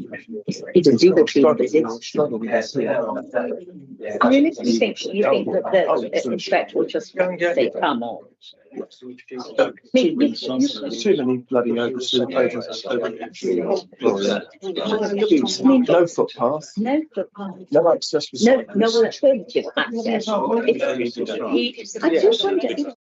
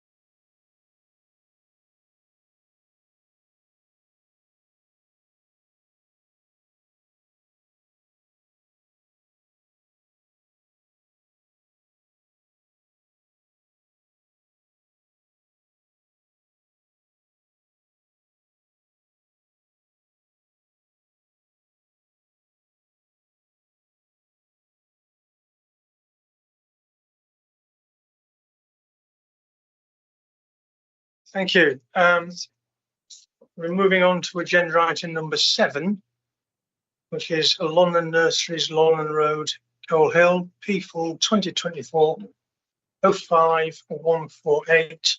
And again, it's going to be Liz Adams presenting. Thank you, If you're ready, take it away, Liz. Thank you. So this application is before you following concerns raised by the Parish Council about the impact on the greenbelt and flood risk. There's been no comments from third parties. The site is to the east of the main urban area of Coal Hill. You see the main settlements in purple, and the application site lies within the greenbelt in a row of loosely spaced properties that extend from the settlement. As set out in the officer report, policy KS2 seeks to locate development in settlements. That's intended so that residents have access to infrastructure services and facilities. The proposal is for a market dwelling outside the settlement with no functional justification, but it is a relatively short distance from settlement, which offers local facilities including schools, a library and a community centre. The nearest bus stop is at the London Road Sandy Lane Junction down here, and the site is on the rural fringes of the urban area, where it's considered that the weight to be given to the conflict with KS2 is left within other more isolated locations. So new development in the greenbelt is inappropriate unless it meets one of the criteria in the NPF, as you all know. For the reasons set out in the report, officers have judged that this proposal can benefit from the exception allowed in villages. You may raise an eyebrow at the idea that Coal Hill is a village, but we've had previous appeal decisions that have identified that that Leonards can be considered to be a village, so we are following that precedent. These photographs show the dwellings on either side of the site. So this one is to the east and to the west. Oh, sorry, wrong way around. Yeah, no. So these are large, well-spaced plots on the rural road. As the report explains, decisions about whether a site should be considered to form part of a village and whether it's limited and infilling are all matters of planning judgment. So the characteristics of this area that would receive development are a material factor in considering whether the proposal would constitute infilling. And in this case, the development form is, like I said, a loose row of houses in large plots facing onto the highway. And officers have judged that the relationship with the settlement and neighbouring properties means that the erection of a single dwelling house can benefit from this village infill exception. It's a site plan as it currently exists. There's an access through the plot to serve this building, which I think was originally built in the 70s for horticultural use, but has subsequently the use has been replaced by general storage. Currently, storage on the site is very low key, but more intensive storage use could take place if the site benefits from a lawful development certificate. It's proposed to partially demolish the building, so these wings, as it were, sort of garages, either side would be removed, and the central portion would be retained for purposes ancillary to the dwelling. Proposed dwelling would be sited here, roughly following sort of the building line of the neighbouring plots. A temporary static caravan is also proposed to be occupied by the applicant during the build, as it's going to be a self-build dwelling. A condition is suggested to ensure the removal of that static within a month of occupation. Here are the elevations. The property will face onto the road. There's very generous separation distances with neighbours, so no harmful overlooking or other impacts would arise. It has 4 bedrooms, and you can see here at first floor there's a lounge at the rear.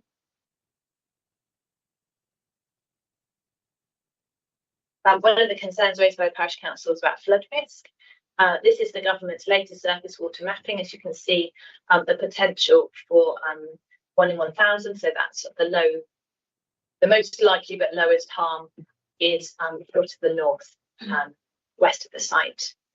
But not on the site itself. And then this is the council's strategic flood risk assessment, identification of potential for high groundwater levels. So the bottom part of the site, including the existing building, is potentially at risk of flooding, but not the area where the proposed dwelling is to be sited, which is actually about there. So there's not been necessary to do a sequential test, and the proposal has been supported by, getting my applications bottled up. This one is we're proposing that condition 3 would require a surface water management plan taking account of the hydrology of the site to avoid any flood risk to the locality from the new footprint of the dwelling. This is another well-treed site, and in this case, the trees have been considered for tree preservation order, but that's not been considered appropriate. The scheme does actually offer an opportunity to ensure that the biodiversity is protected and enhanced on the site. So notwithstanding that the proposal is actually exempt from biodiversity net gain requirements because it's a self-build, that's one of the exemptions. But the applicants have worked with the council's environmental team, the natural environment team, and they've identified the opportunity for a 30-year woodland management plan to ensure that these trees and additional planting can be properly managed to continue to maintain the wooded character of the site. Conditions associated with the ecological plan will also ensure removal of invasive species and appropriate management of new planting and the usual enhancement measures, swift and bird boxes, but also the introduction of a pond that you see on the screen there.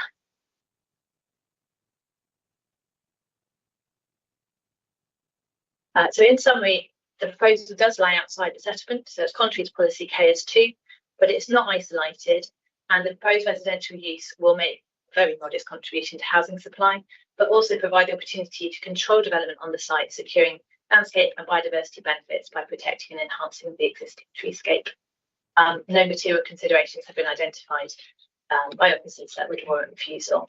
So it's recommended that members delegate authority to the service manager for development management and enforcement, so that the application can be granted subject to completion of a legal agreement, because we would need to secure that self-build the exemption that's being relied upon for BNG, and also because this site also lies within the New Forest catchment zone, as it were. So we also need to establish that we've got effective mitigation to allow the development to be approved. Thank you. Thank you very much.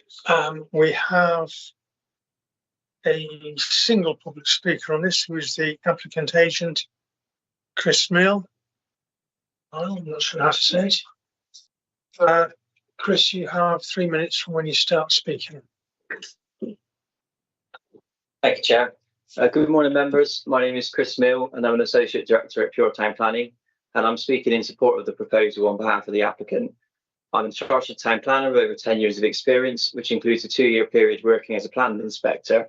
The application before you today is because of an objection from Coal Hill Parish Council regarding greenbelt impact and flooding impact. I wish to use my time today to respond to these concerns and explain why I feel that members should support the officer's recommendation to grant permission for the proposal.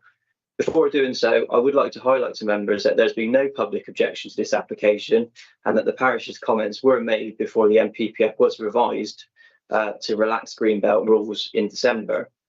Issue 1, greenbelt. Despite being within the greenbelt, the site itself is neighboured by residential dwellings on both sides, and it's close to Coal Hill, which offers a variety of services and facilities. Therefore, the proposal would be an infill development which is compliant with national policy. In addition to this, the site also meets the definition of previously developed land due to the former use of the site and existing building for storage purposes, which includes open-air storage of motor vehicles. This use benefits from a lawful development certificate, and it is the applicant's fallback position. The NPPF explains that limited infilling or a partial or complete redevelopment of previously developed land, including a change of use to residential use, is acceptable in the greenbelt, providing that the proposal does not cause substantial harm to openness. In my opinion, the use of this land for a modest residential dwelling represents an improvement to openness when compared to the lawful use of the land and the existing building for storage. As you've seen, the bulk, scale and massing and design of the new dwelling would be in keeping with the local vernacular, whilst the layout of the development aligns with the pattern of development on Lonham Road. For these reasons, it's my opinion that the proposal is an appropriate type of development in the greenbelt. Issue 2 is flood risk. As we've heard, the site is not at risk of flooding from rivers, surface water, and the area where the new house would be located is not at risk of flooding from groundwater. Therefore, a sequential test is not required. In terms of sustainability, rainwater will be harvested and stored at the site to meet the water requirements of the new dwelling, whilst Farrow water would also be treated on site with a powered treatment plant. Accordingly, there is no planning reasons to refuse permission on flood risk grounds. Members, to conclude, the application has been thoroughly assessed by your officer, and I agree with her recommendation that there is no conflict with NPPF Greenbelt policy, and this proposal represents an appropriate type of development in the Greenbelt. Therefore, I hope you agree with officers and grant permission and vote in favour of the proposal. Thank you for your time today. Thank you. Any response you wish to make, Liz? No. Councillor Flower. Chair, one point of clarification, it says at 12, removal of permitted rights for new outbuildings. They include garden sheds? It does, yeah, okay. Any other? Councillor Brenton. I haven't went through this, and obviously because of my intro, Councillor Brenton, Litchett and Upton. I went through this application and was quite impressed on the proposed ground treatment, the extra trees, the working with woodland management plans, such like the installation of a pond in the one area, the lower area, which may be prone to flooding. It seems to me a fairly sensible, self-contained plan. The only issue is this issue of infilling in the green belt. This is always a bit of a thorny question, but there are buildings either side, and you could argue it would actually sort of complete the village instead of having a dot and carry effect as you leave the village. You'd know when you've left, because it would be another house. If it was seen from the road, I mean, it might not even be seen from the road with all this screening going on. So at the risk of being jumping the gun, this seems to me quite a sensible planning application. I'm not quite going to go to proposing acceptance now, but leave other people to do that. Thank you. Councillor Coombs. Move approval, Chairman. I almost expected to see a grand design type design for this route coming yeah. to committee, but there's nothing wrong with it. I'm quite happy to support approval. David Morgan. Just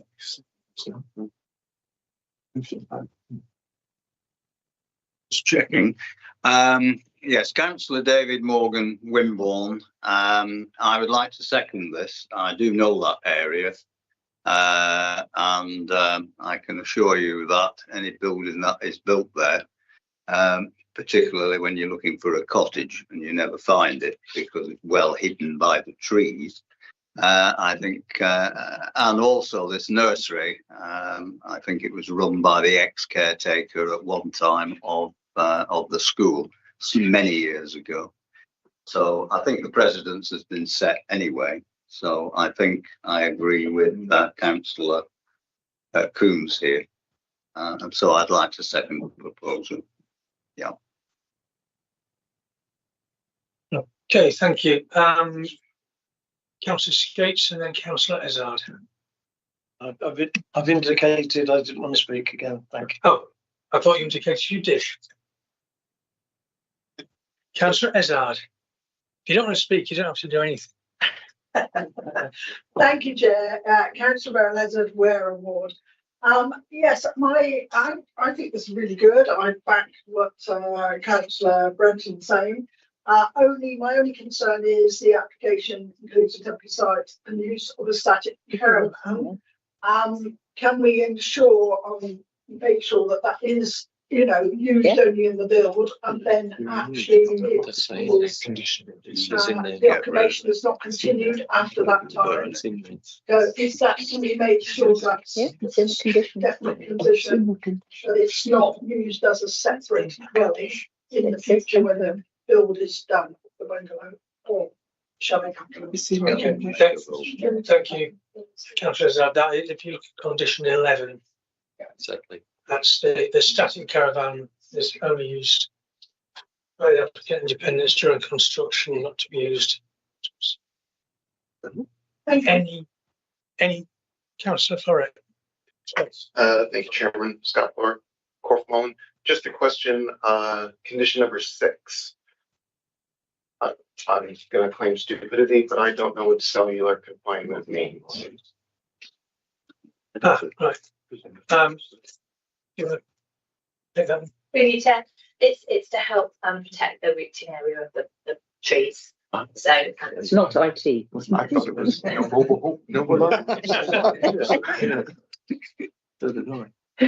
Sounded medical. Come on. We've got a proposal, we've got a seconder, and the proposal is to accept as per the officer's recommendation. That recommendation being to accept it, or if the legal agreement isn't signed within 9 months, then to refuse. So we're happy with what the vote is all about. All those in favour of accepting the officers 1, 2, 3, 4, 5, 6, 7, 8. So I think that's unanimous again. So that's P-Full 2024-05148 London Nurseries, London I Road. get away with it. That's been approved. No, fine. We have the next one, which is agenda item 8, which is South Hyde, the Hyde, Langton Travers, which is P-Full 2024-07471, which will be presented by Liz Adams again.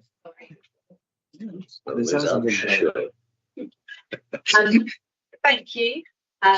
This is an application for a replacement dwelling, and it has raised concerns have been raised by the parish council. It's in that word? No. There we go. So the site is located to the south of Langton Travers village settlement, and it's within open countryside. But since it's a replacement dwelling, that the principle is acceptable, subject to compliance with the other policies. It's located, as you can see here, along a private access track, surrounded by fields on 3 sides here, and to the west is the Langton House, which is a commercial holiday accommodation site. We've also got Spyway Orchard in there, which I believe we visited on the members tour. The site is visible from a number of public rights of way, which you can see here, and it is within the Dorset National Landscape and the Purbeck Heritage Coast. So it's a sensitive environment. There is noticeable change in character from the edge of the Hyde, where the residential development ceases, and then the setting of the existing dwelling, which is in a more rugged landscape further south as you move towards the coastline.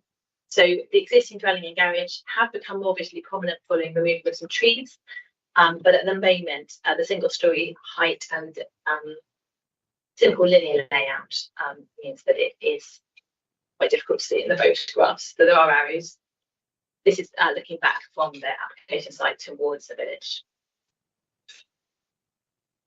So the existing dwelling has been vacant for several years. It could be made habitable, probably take quite a lot of effort. Trees which previously screened the site were removed, and after that a tree preservation order was made for the remaining trees and on the site and to just outside the site, one of which you can see in this picture here. It's the existing dwelling.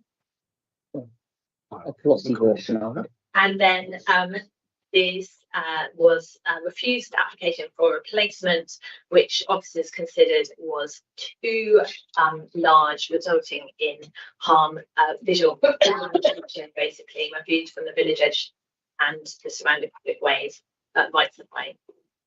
The following refusal, the applicant sought pre-application advice on an amended scheme, and officers recommended further reductions in the scale, height, and mass of the dwelling.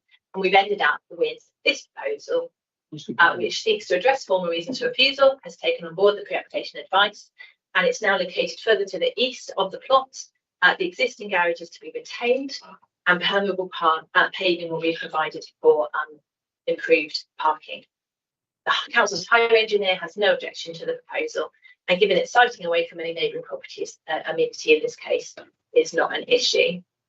The total footprint is less than was previously refused, and it's now a level where officers are able to recommend approval. It's still 4 bedrooms and 2-storey in nature, but more cottage style. You can see here they've dropped the ridge right down, dropped the eaves, and it's been able to achieve a character that's more traditional in nature.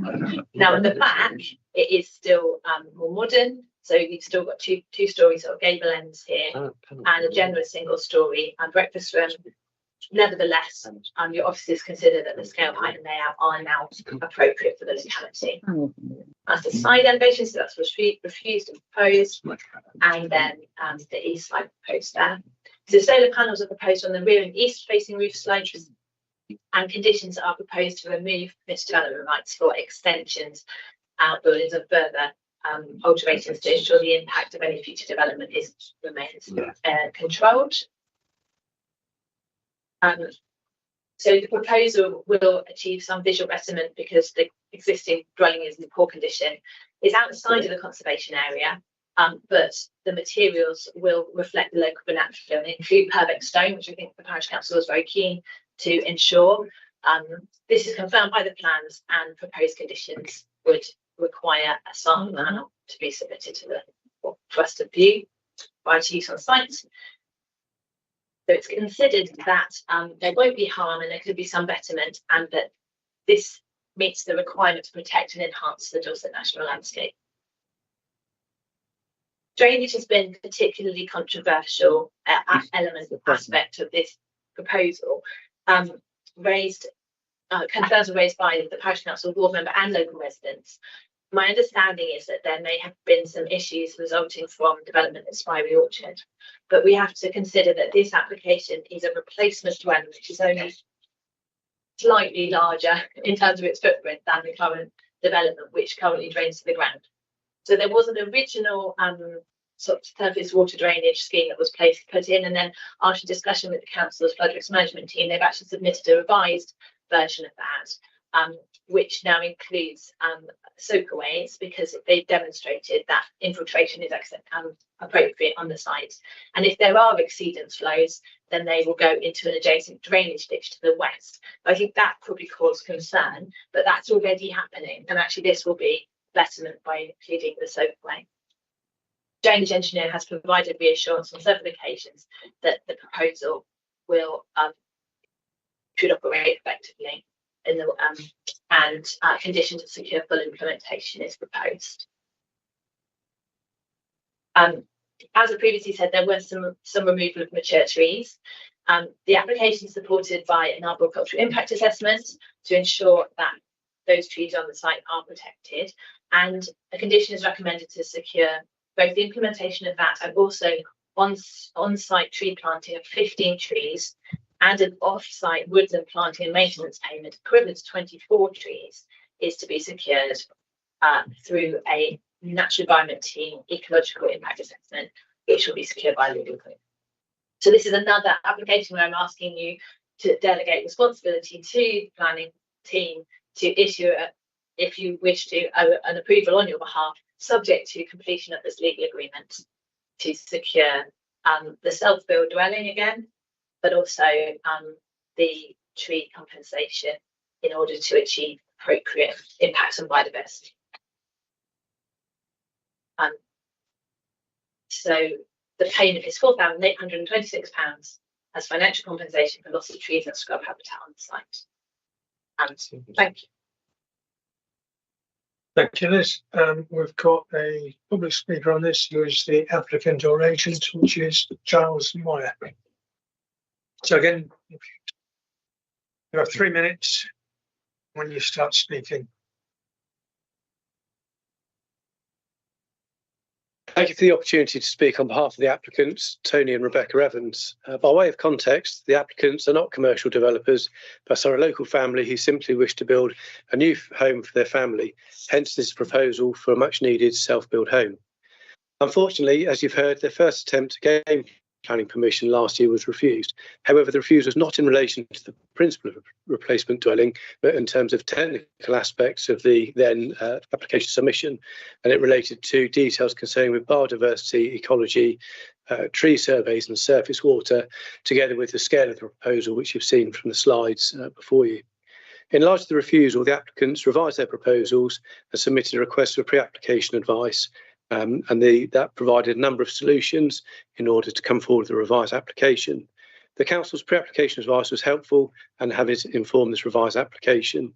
The scale of the proposal has been much reduced, and in terms of vernacular is in keeping with the Purbeck style, and as you've heard, we'll use locally sourced materials reflective of the existing character.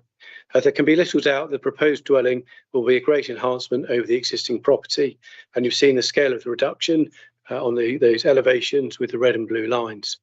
Appropriate biodiversity and ecology and tree reports were commissioned, and as set out in your officer report, we've received no objection, subject to conditions from the Natural Environment team and the Council's tree officer. To clarify, in terms of the reference to tree felling, this occurred prior to the applicants purchasing the site. They purchased the site in 2024, and the tree felling had occurred prior to their ownership of the site. And the topographical survey that they commissioned formed the baseline for the trees that were on the site, and is to be retained as part of this proposal. As you've heard, the current scheme provides for new tree planting, 15 new trees, and in addition, the applicants have no objection to the Section 106 agreement that will secure the necessary contribution in terms of habitat mitigation. As you've seen from the proposed plan, solar panels are proposed on the south and eastern elevations. With regard to surface water, it's appreciated that concerns were raised with the area application, and Bellamy Roberts, an engineering practice, were appointed to provide a flood risk assessment and drainage strategy. They examined the situation, provided an assessment and a solution to ensure that surface water disposal will be via soakaway and can be dealt with appropriately on site. In terms of the existing garage that's to be retained, that will be by way of water butts in terms of surface water drainage.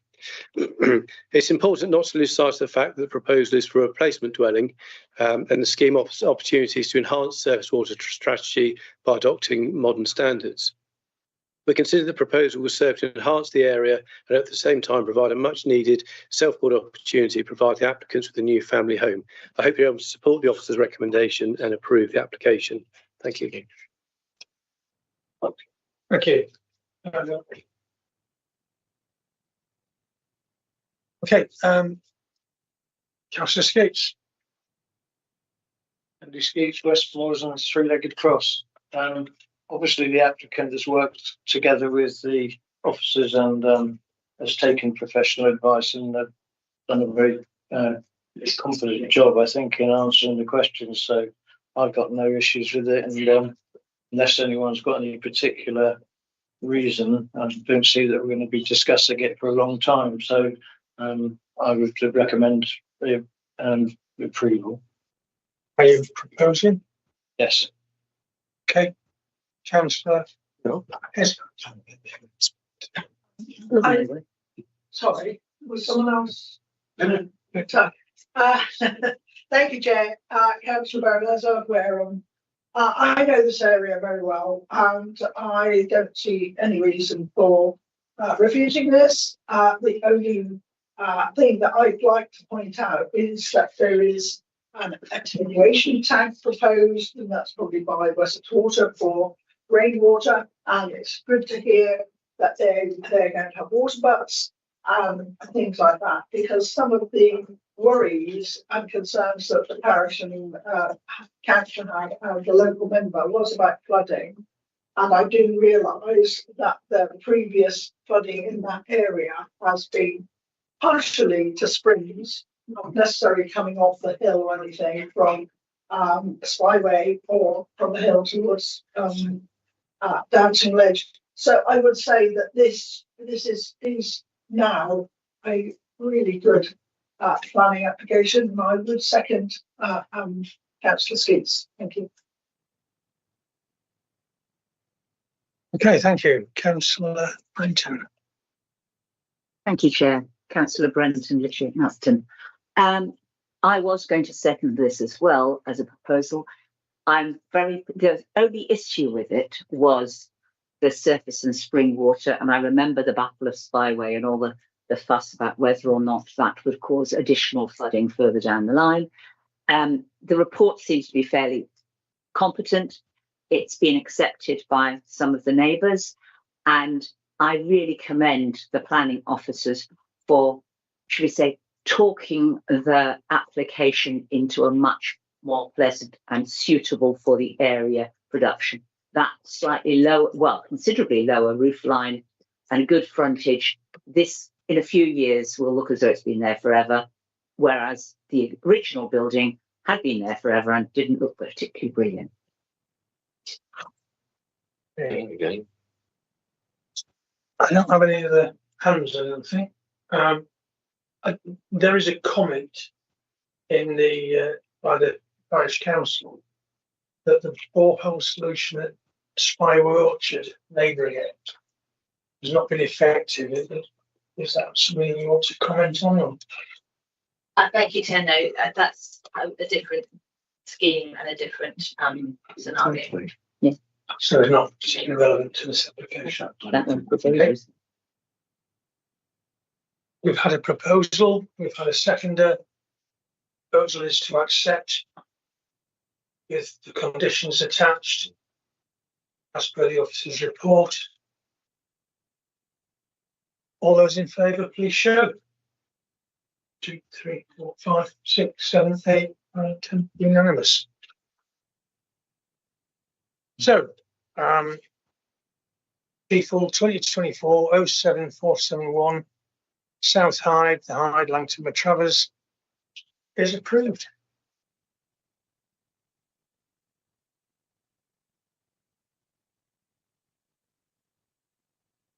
You put the rest of the audience off. Put the audience off. We just speed up now. We've got sprint finish now. Well, we've got 3 more applications to look at. We're 15 minutes away from 1 o'clock. I know we have at least 2 members leaving at 1. It's all right. But if everyone else is content, if we can have an extension, we can go up to 1 o'clock and then move past it as and when necessary. Proposed extension, yeah. Anyone? Leave it too. I'd like to leave before then as well. I don't think the. Okay, so that's a vote to extend if we need it, yeah? Yeah. Right. Next is. Can I just ask, is there any value in the 2 members that need to leave at 1 o'clock in staying now? Because I can't imagine at the pace we're moving that we're going to get through the next one in 15 minutes. I mean, that's quite optimistic, but you know, if it's thrown down as a challenge, then maybe. We've got no public speakers on the next one. Chairman, can I mention this was only brought, I'm the local member, it's only brought because it's a member of the planning. Well, exactly. There's no I think it's 5 minutes. 5 minutes. I mean, Allendale's. We can do this one. I don't think the last one took 15 minutes. Come on, Right, moving on. Moving on. 46 West Street, Wareham, PHU 2025-01603. Take it away, Liz. Yeah, so as already mentioned, this is before you for transparency because it's by a senior member of the planning team. The site is very close to the centre of Wareham, and you can see here there's the council offices. So hopefully you will understand. It's in a row of listed buildings, and the proposal is for an extension to the outbuilding. The site can't be seen from the town walls. I think I've got a little picture here because of these buildings that are in the way. I did stand up and have a look. So it's quite tucked away in a courtyard location. So accessed off West Street, you go down New Street, and it's in this courtyard here. So there's already a garage. There's already an outbuilding, which is this rectangle here, and it's proposed to extend it northwards to provide a single garage. The second parking space will be retained as existing. This is where the outbuilding is at the moment, so that the garage will go where this white car is positioned. Already there's the neighbour's garage and a block of garages along to the north. And this is the access into New Street, so it's not visible from the sort of the main thoroughfare through the conservation area. And this is the view from New Street looking up towards it. It would sit in here. You won't see this because there's other walls and fences in the way, but this is the eastern elevation, and the modest extension is going to sit in here, maybe slightly proud of the existing double garage. So it does slightly depart from the neighbourhood plan policy LDP1 that identifies that red, brown brick and plain clay tiles are appropriate materials for development in the conservation area. But you can envisage that if those materials were going to be used, we'd end up with a much larger extension. So it's considered that in this courtyard setting, the proposed materials, which are shiplap boarding and a standing seam roof, which is as is currently in position on the site, are appropriate. They're modest for this modest, quiet building that won't result in harm to the character of the conservation area or the setting of the listed buildings that it sits near. There you see, so projection is 4.3 metres, and it achieves the 6 metres by breaking through into the existing building, and the width, I think, is about 3 metres, so it provides the garage width. The maximum height is 2.8 metres, so modest scale. No harm to neighbouring community is anticipated because it's right at the end of the garden. And the application is considered to accord with both the perfect local plan and the Wareham neighbourhood plan, except in regard to materials. But as explained, that departure isn't considered to justify refusal. So approval is recommended.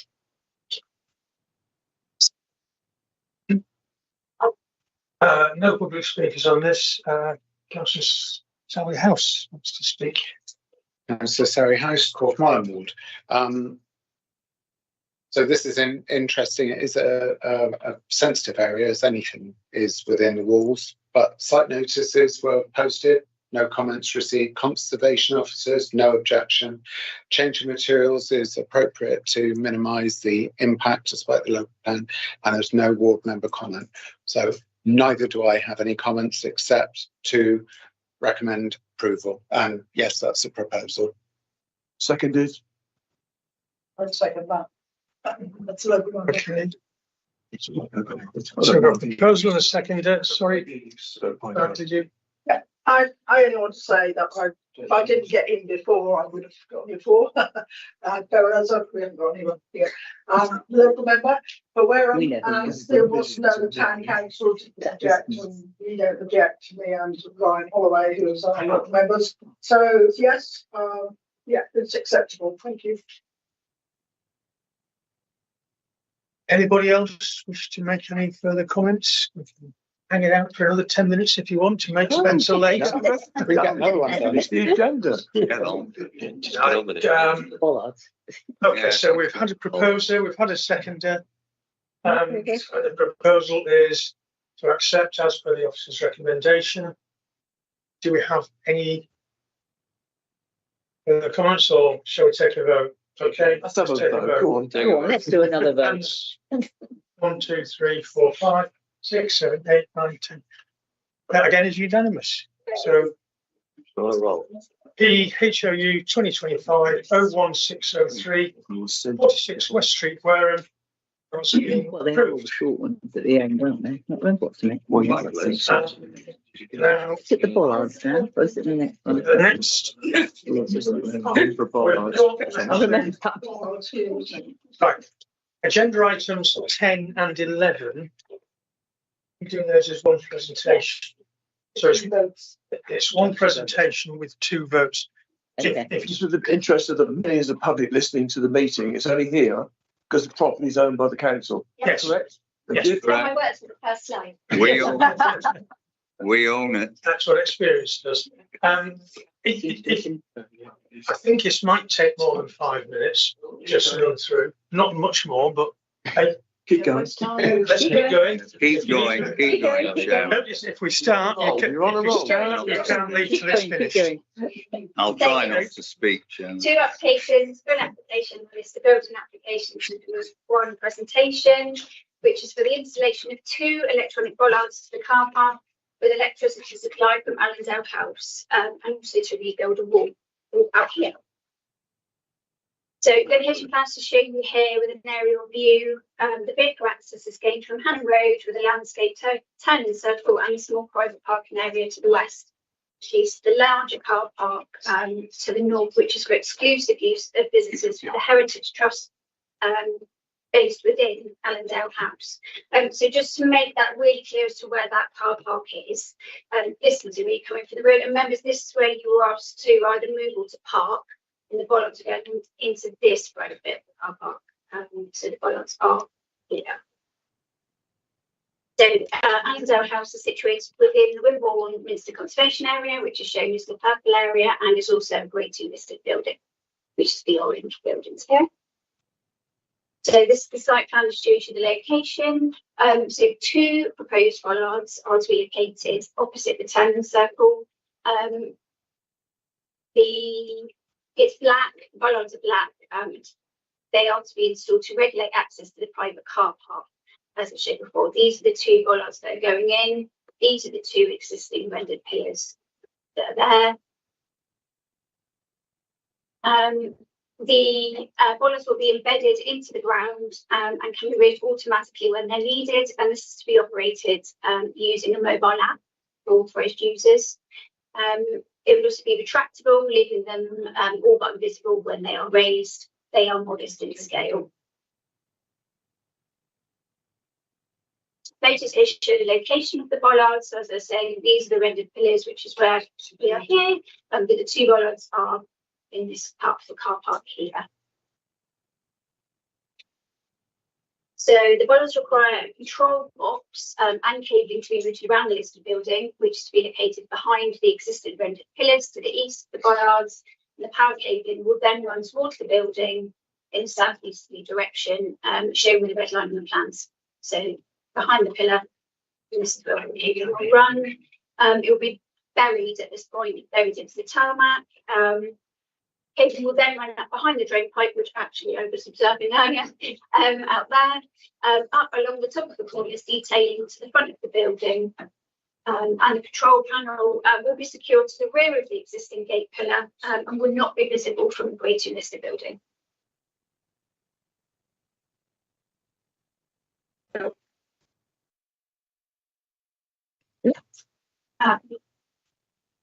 And the front elevation is shown here. At the front there, the Council's Conservation Officer has no objection to the application, subject to the condition requiring the control box to be finished in a similar colour to the gate pillar. And new cabling will be fixed tightly to the building in a neutral colour to minimise any visual impacts. So in addition, the proposal is to rebuild the existing dilapidated red brick protruding boundary wall located to the west of the bollards. This forms part of the landscape boundary to that section of the car park. Rebuilding of the wall will be built to its original height of 1.8 with English bond and recycled bricks, which is a welcomed and acceptable enhancement to the Wimborne Conservation Area. The planning condition has been suggested to make sure that the bricks are suitable. Just different photos here just to show that bollards are already in existence and obviously on previously developed land. So in summary, the bollards will be positioned in an already developed location and will be viewed against the backdrop of Allendale House, subject to all subjects to mentioned conditions, which I will leave you with. Okay, thank you very much, Kelly. No public speaks on this. Councillor Florrick. Thank you, Chair. Councillor Florrick, Corfmullen. Just a question on the mobile app.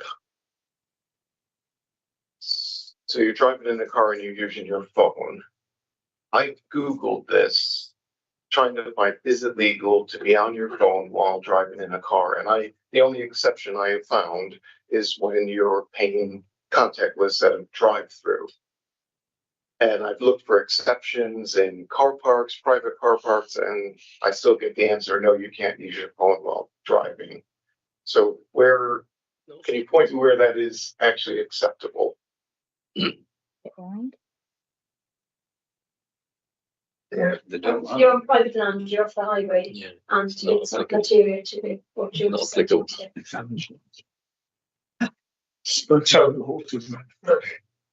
Okay. Move grant, Chairman. Seconded. On both applications. Shoot from the hip.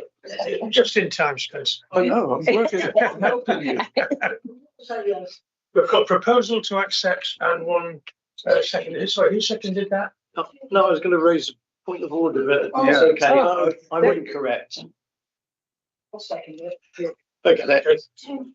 Proposal second, and the proposal is to accept as per officer recommendation. Both applications. That's, but we need to vote twice on this. I'll let you Because know. they are separate applications. Got the wall. Not sure why they're separate applications, but apparently they are. So first of all, on 2025-01488, you're proposing to accept as per Yeah, officer as per recommendation. All those in, we've been seconds, all those in favour? 1, 2, 3, 4, 5, 6, 7, 8, 9, 10. That's carried. And the other application is 2025-01489. And again, So proposed. same proposal, same seconders. Votes. Done it for you. 10. All done. I'll have to have some deadlines so again. that is approved as well. So we've just approved 01488 and 01489. And the reason there's two, as it arises, one is listed building consent. Yeah, one's listed wall. And when the committee is finished, there's some information regarding appeals that you may be interested in, which will take about 5 to 10 minutes. Less. For the members that If you need to leave, that can be forwarded to you. they've already been. Okay. Quick question, Chairman. At the last meeting where we did the alpaca farm, we asked for it to come back this month, It hasn't. and it hasn't. I was just wondering where we are with it. And it just wasn't ready to come back to you at the point at which the agenda was. Can I ask a question, Mr. Chairman? I'm a bit concerned about this mobile. Can I just Right, interrupt? hang on. We Hang on. haven't We shouldn't be stuck to discussing the this. agenda. We Oh. need to go to urgent and I'm accept. just about to try and do that. If I get a moment, All right. please. Okay. That's the end of the substantive part of the agenda, but we also have a couple of bits just to get through, which are Mobile. urgent items. And as far as I'm aware, there's no urgent items. There's no exempt business. And at which point I shall close the meeting. So meeting is now closed. Thank you all.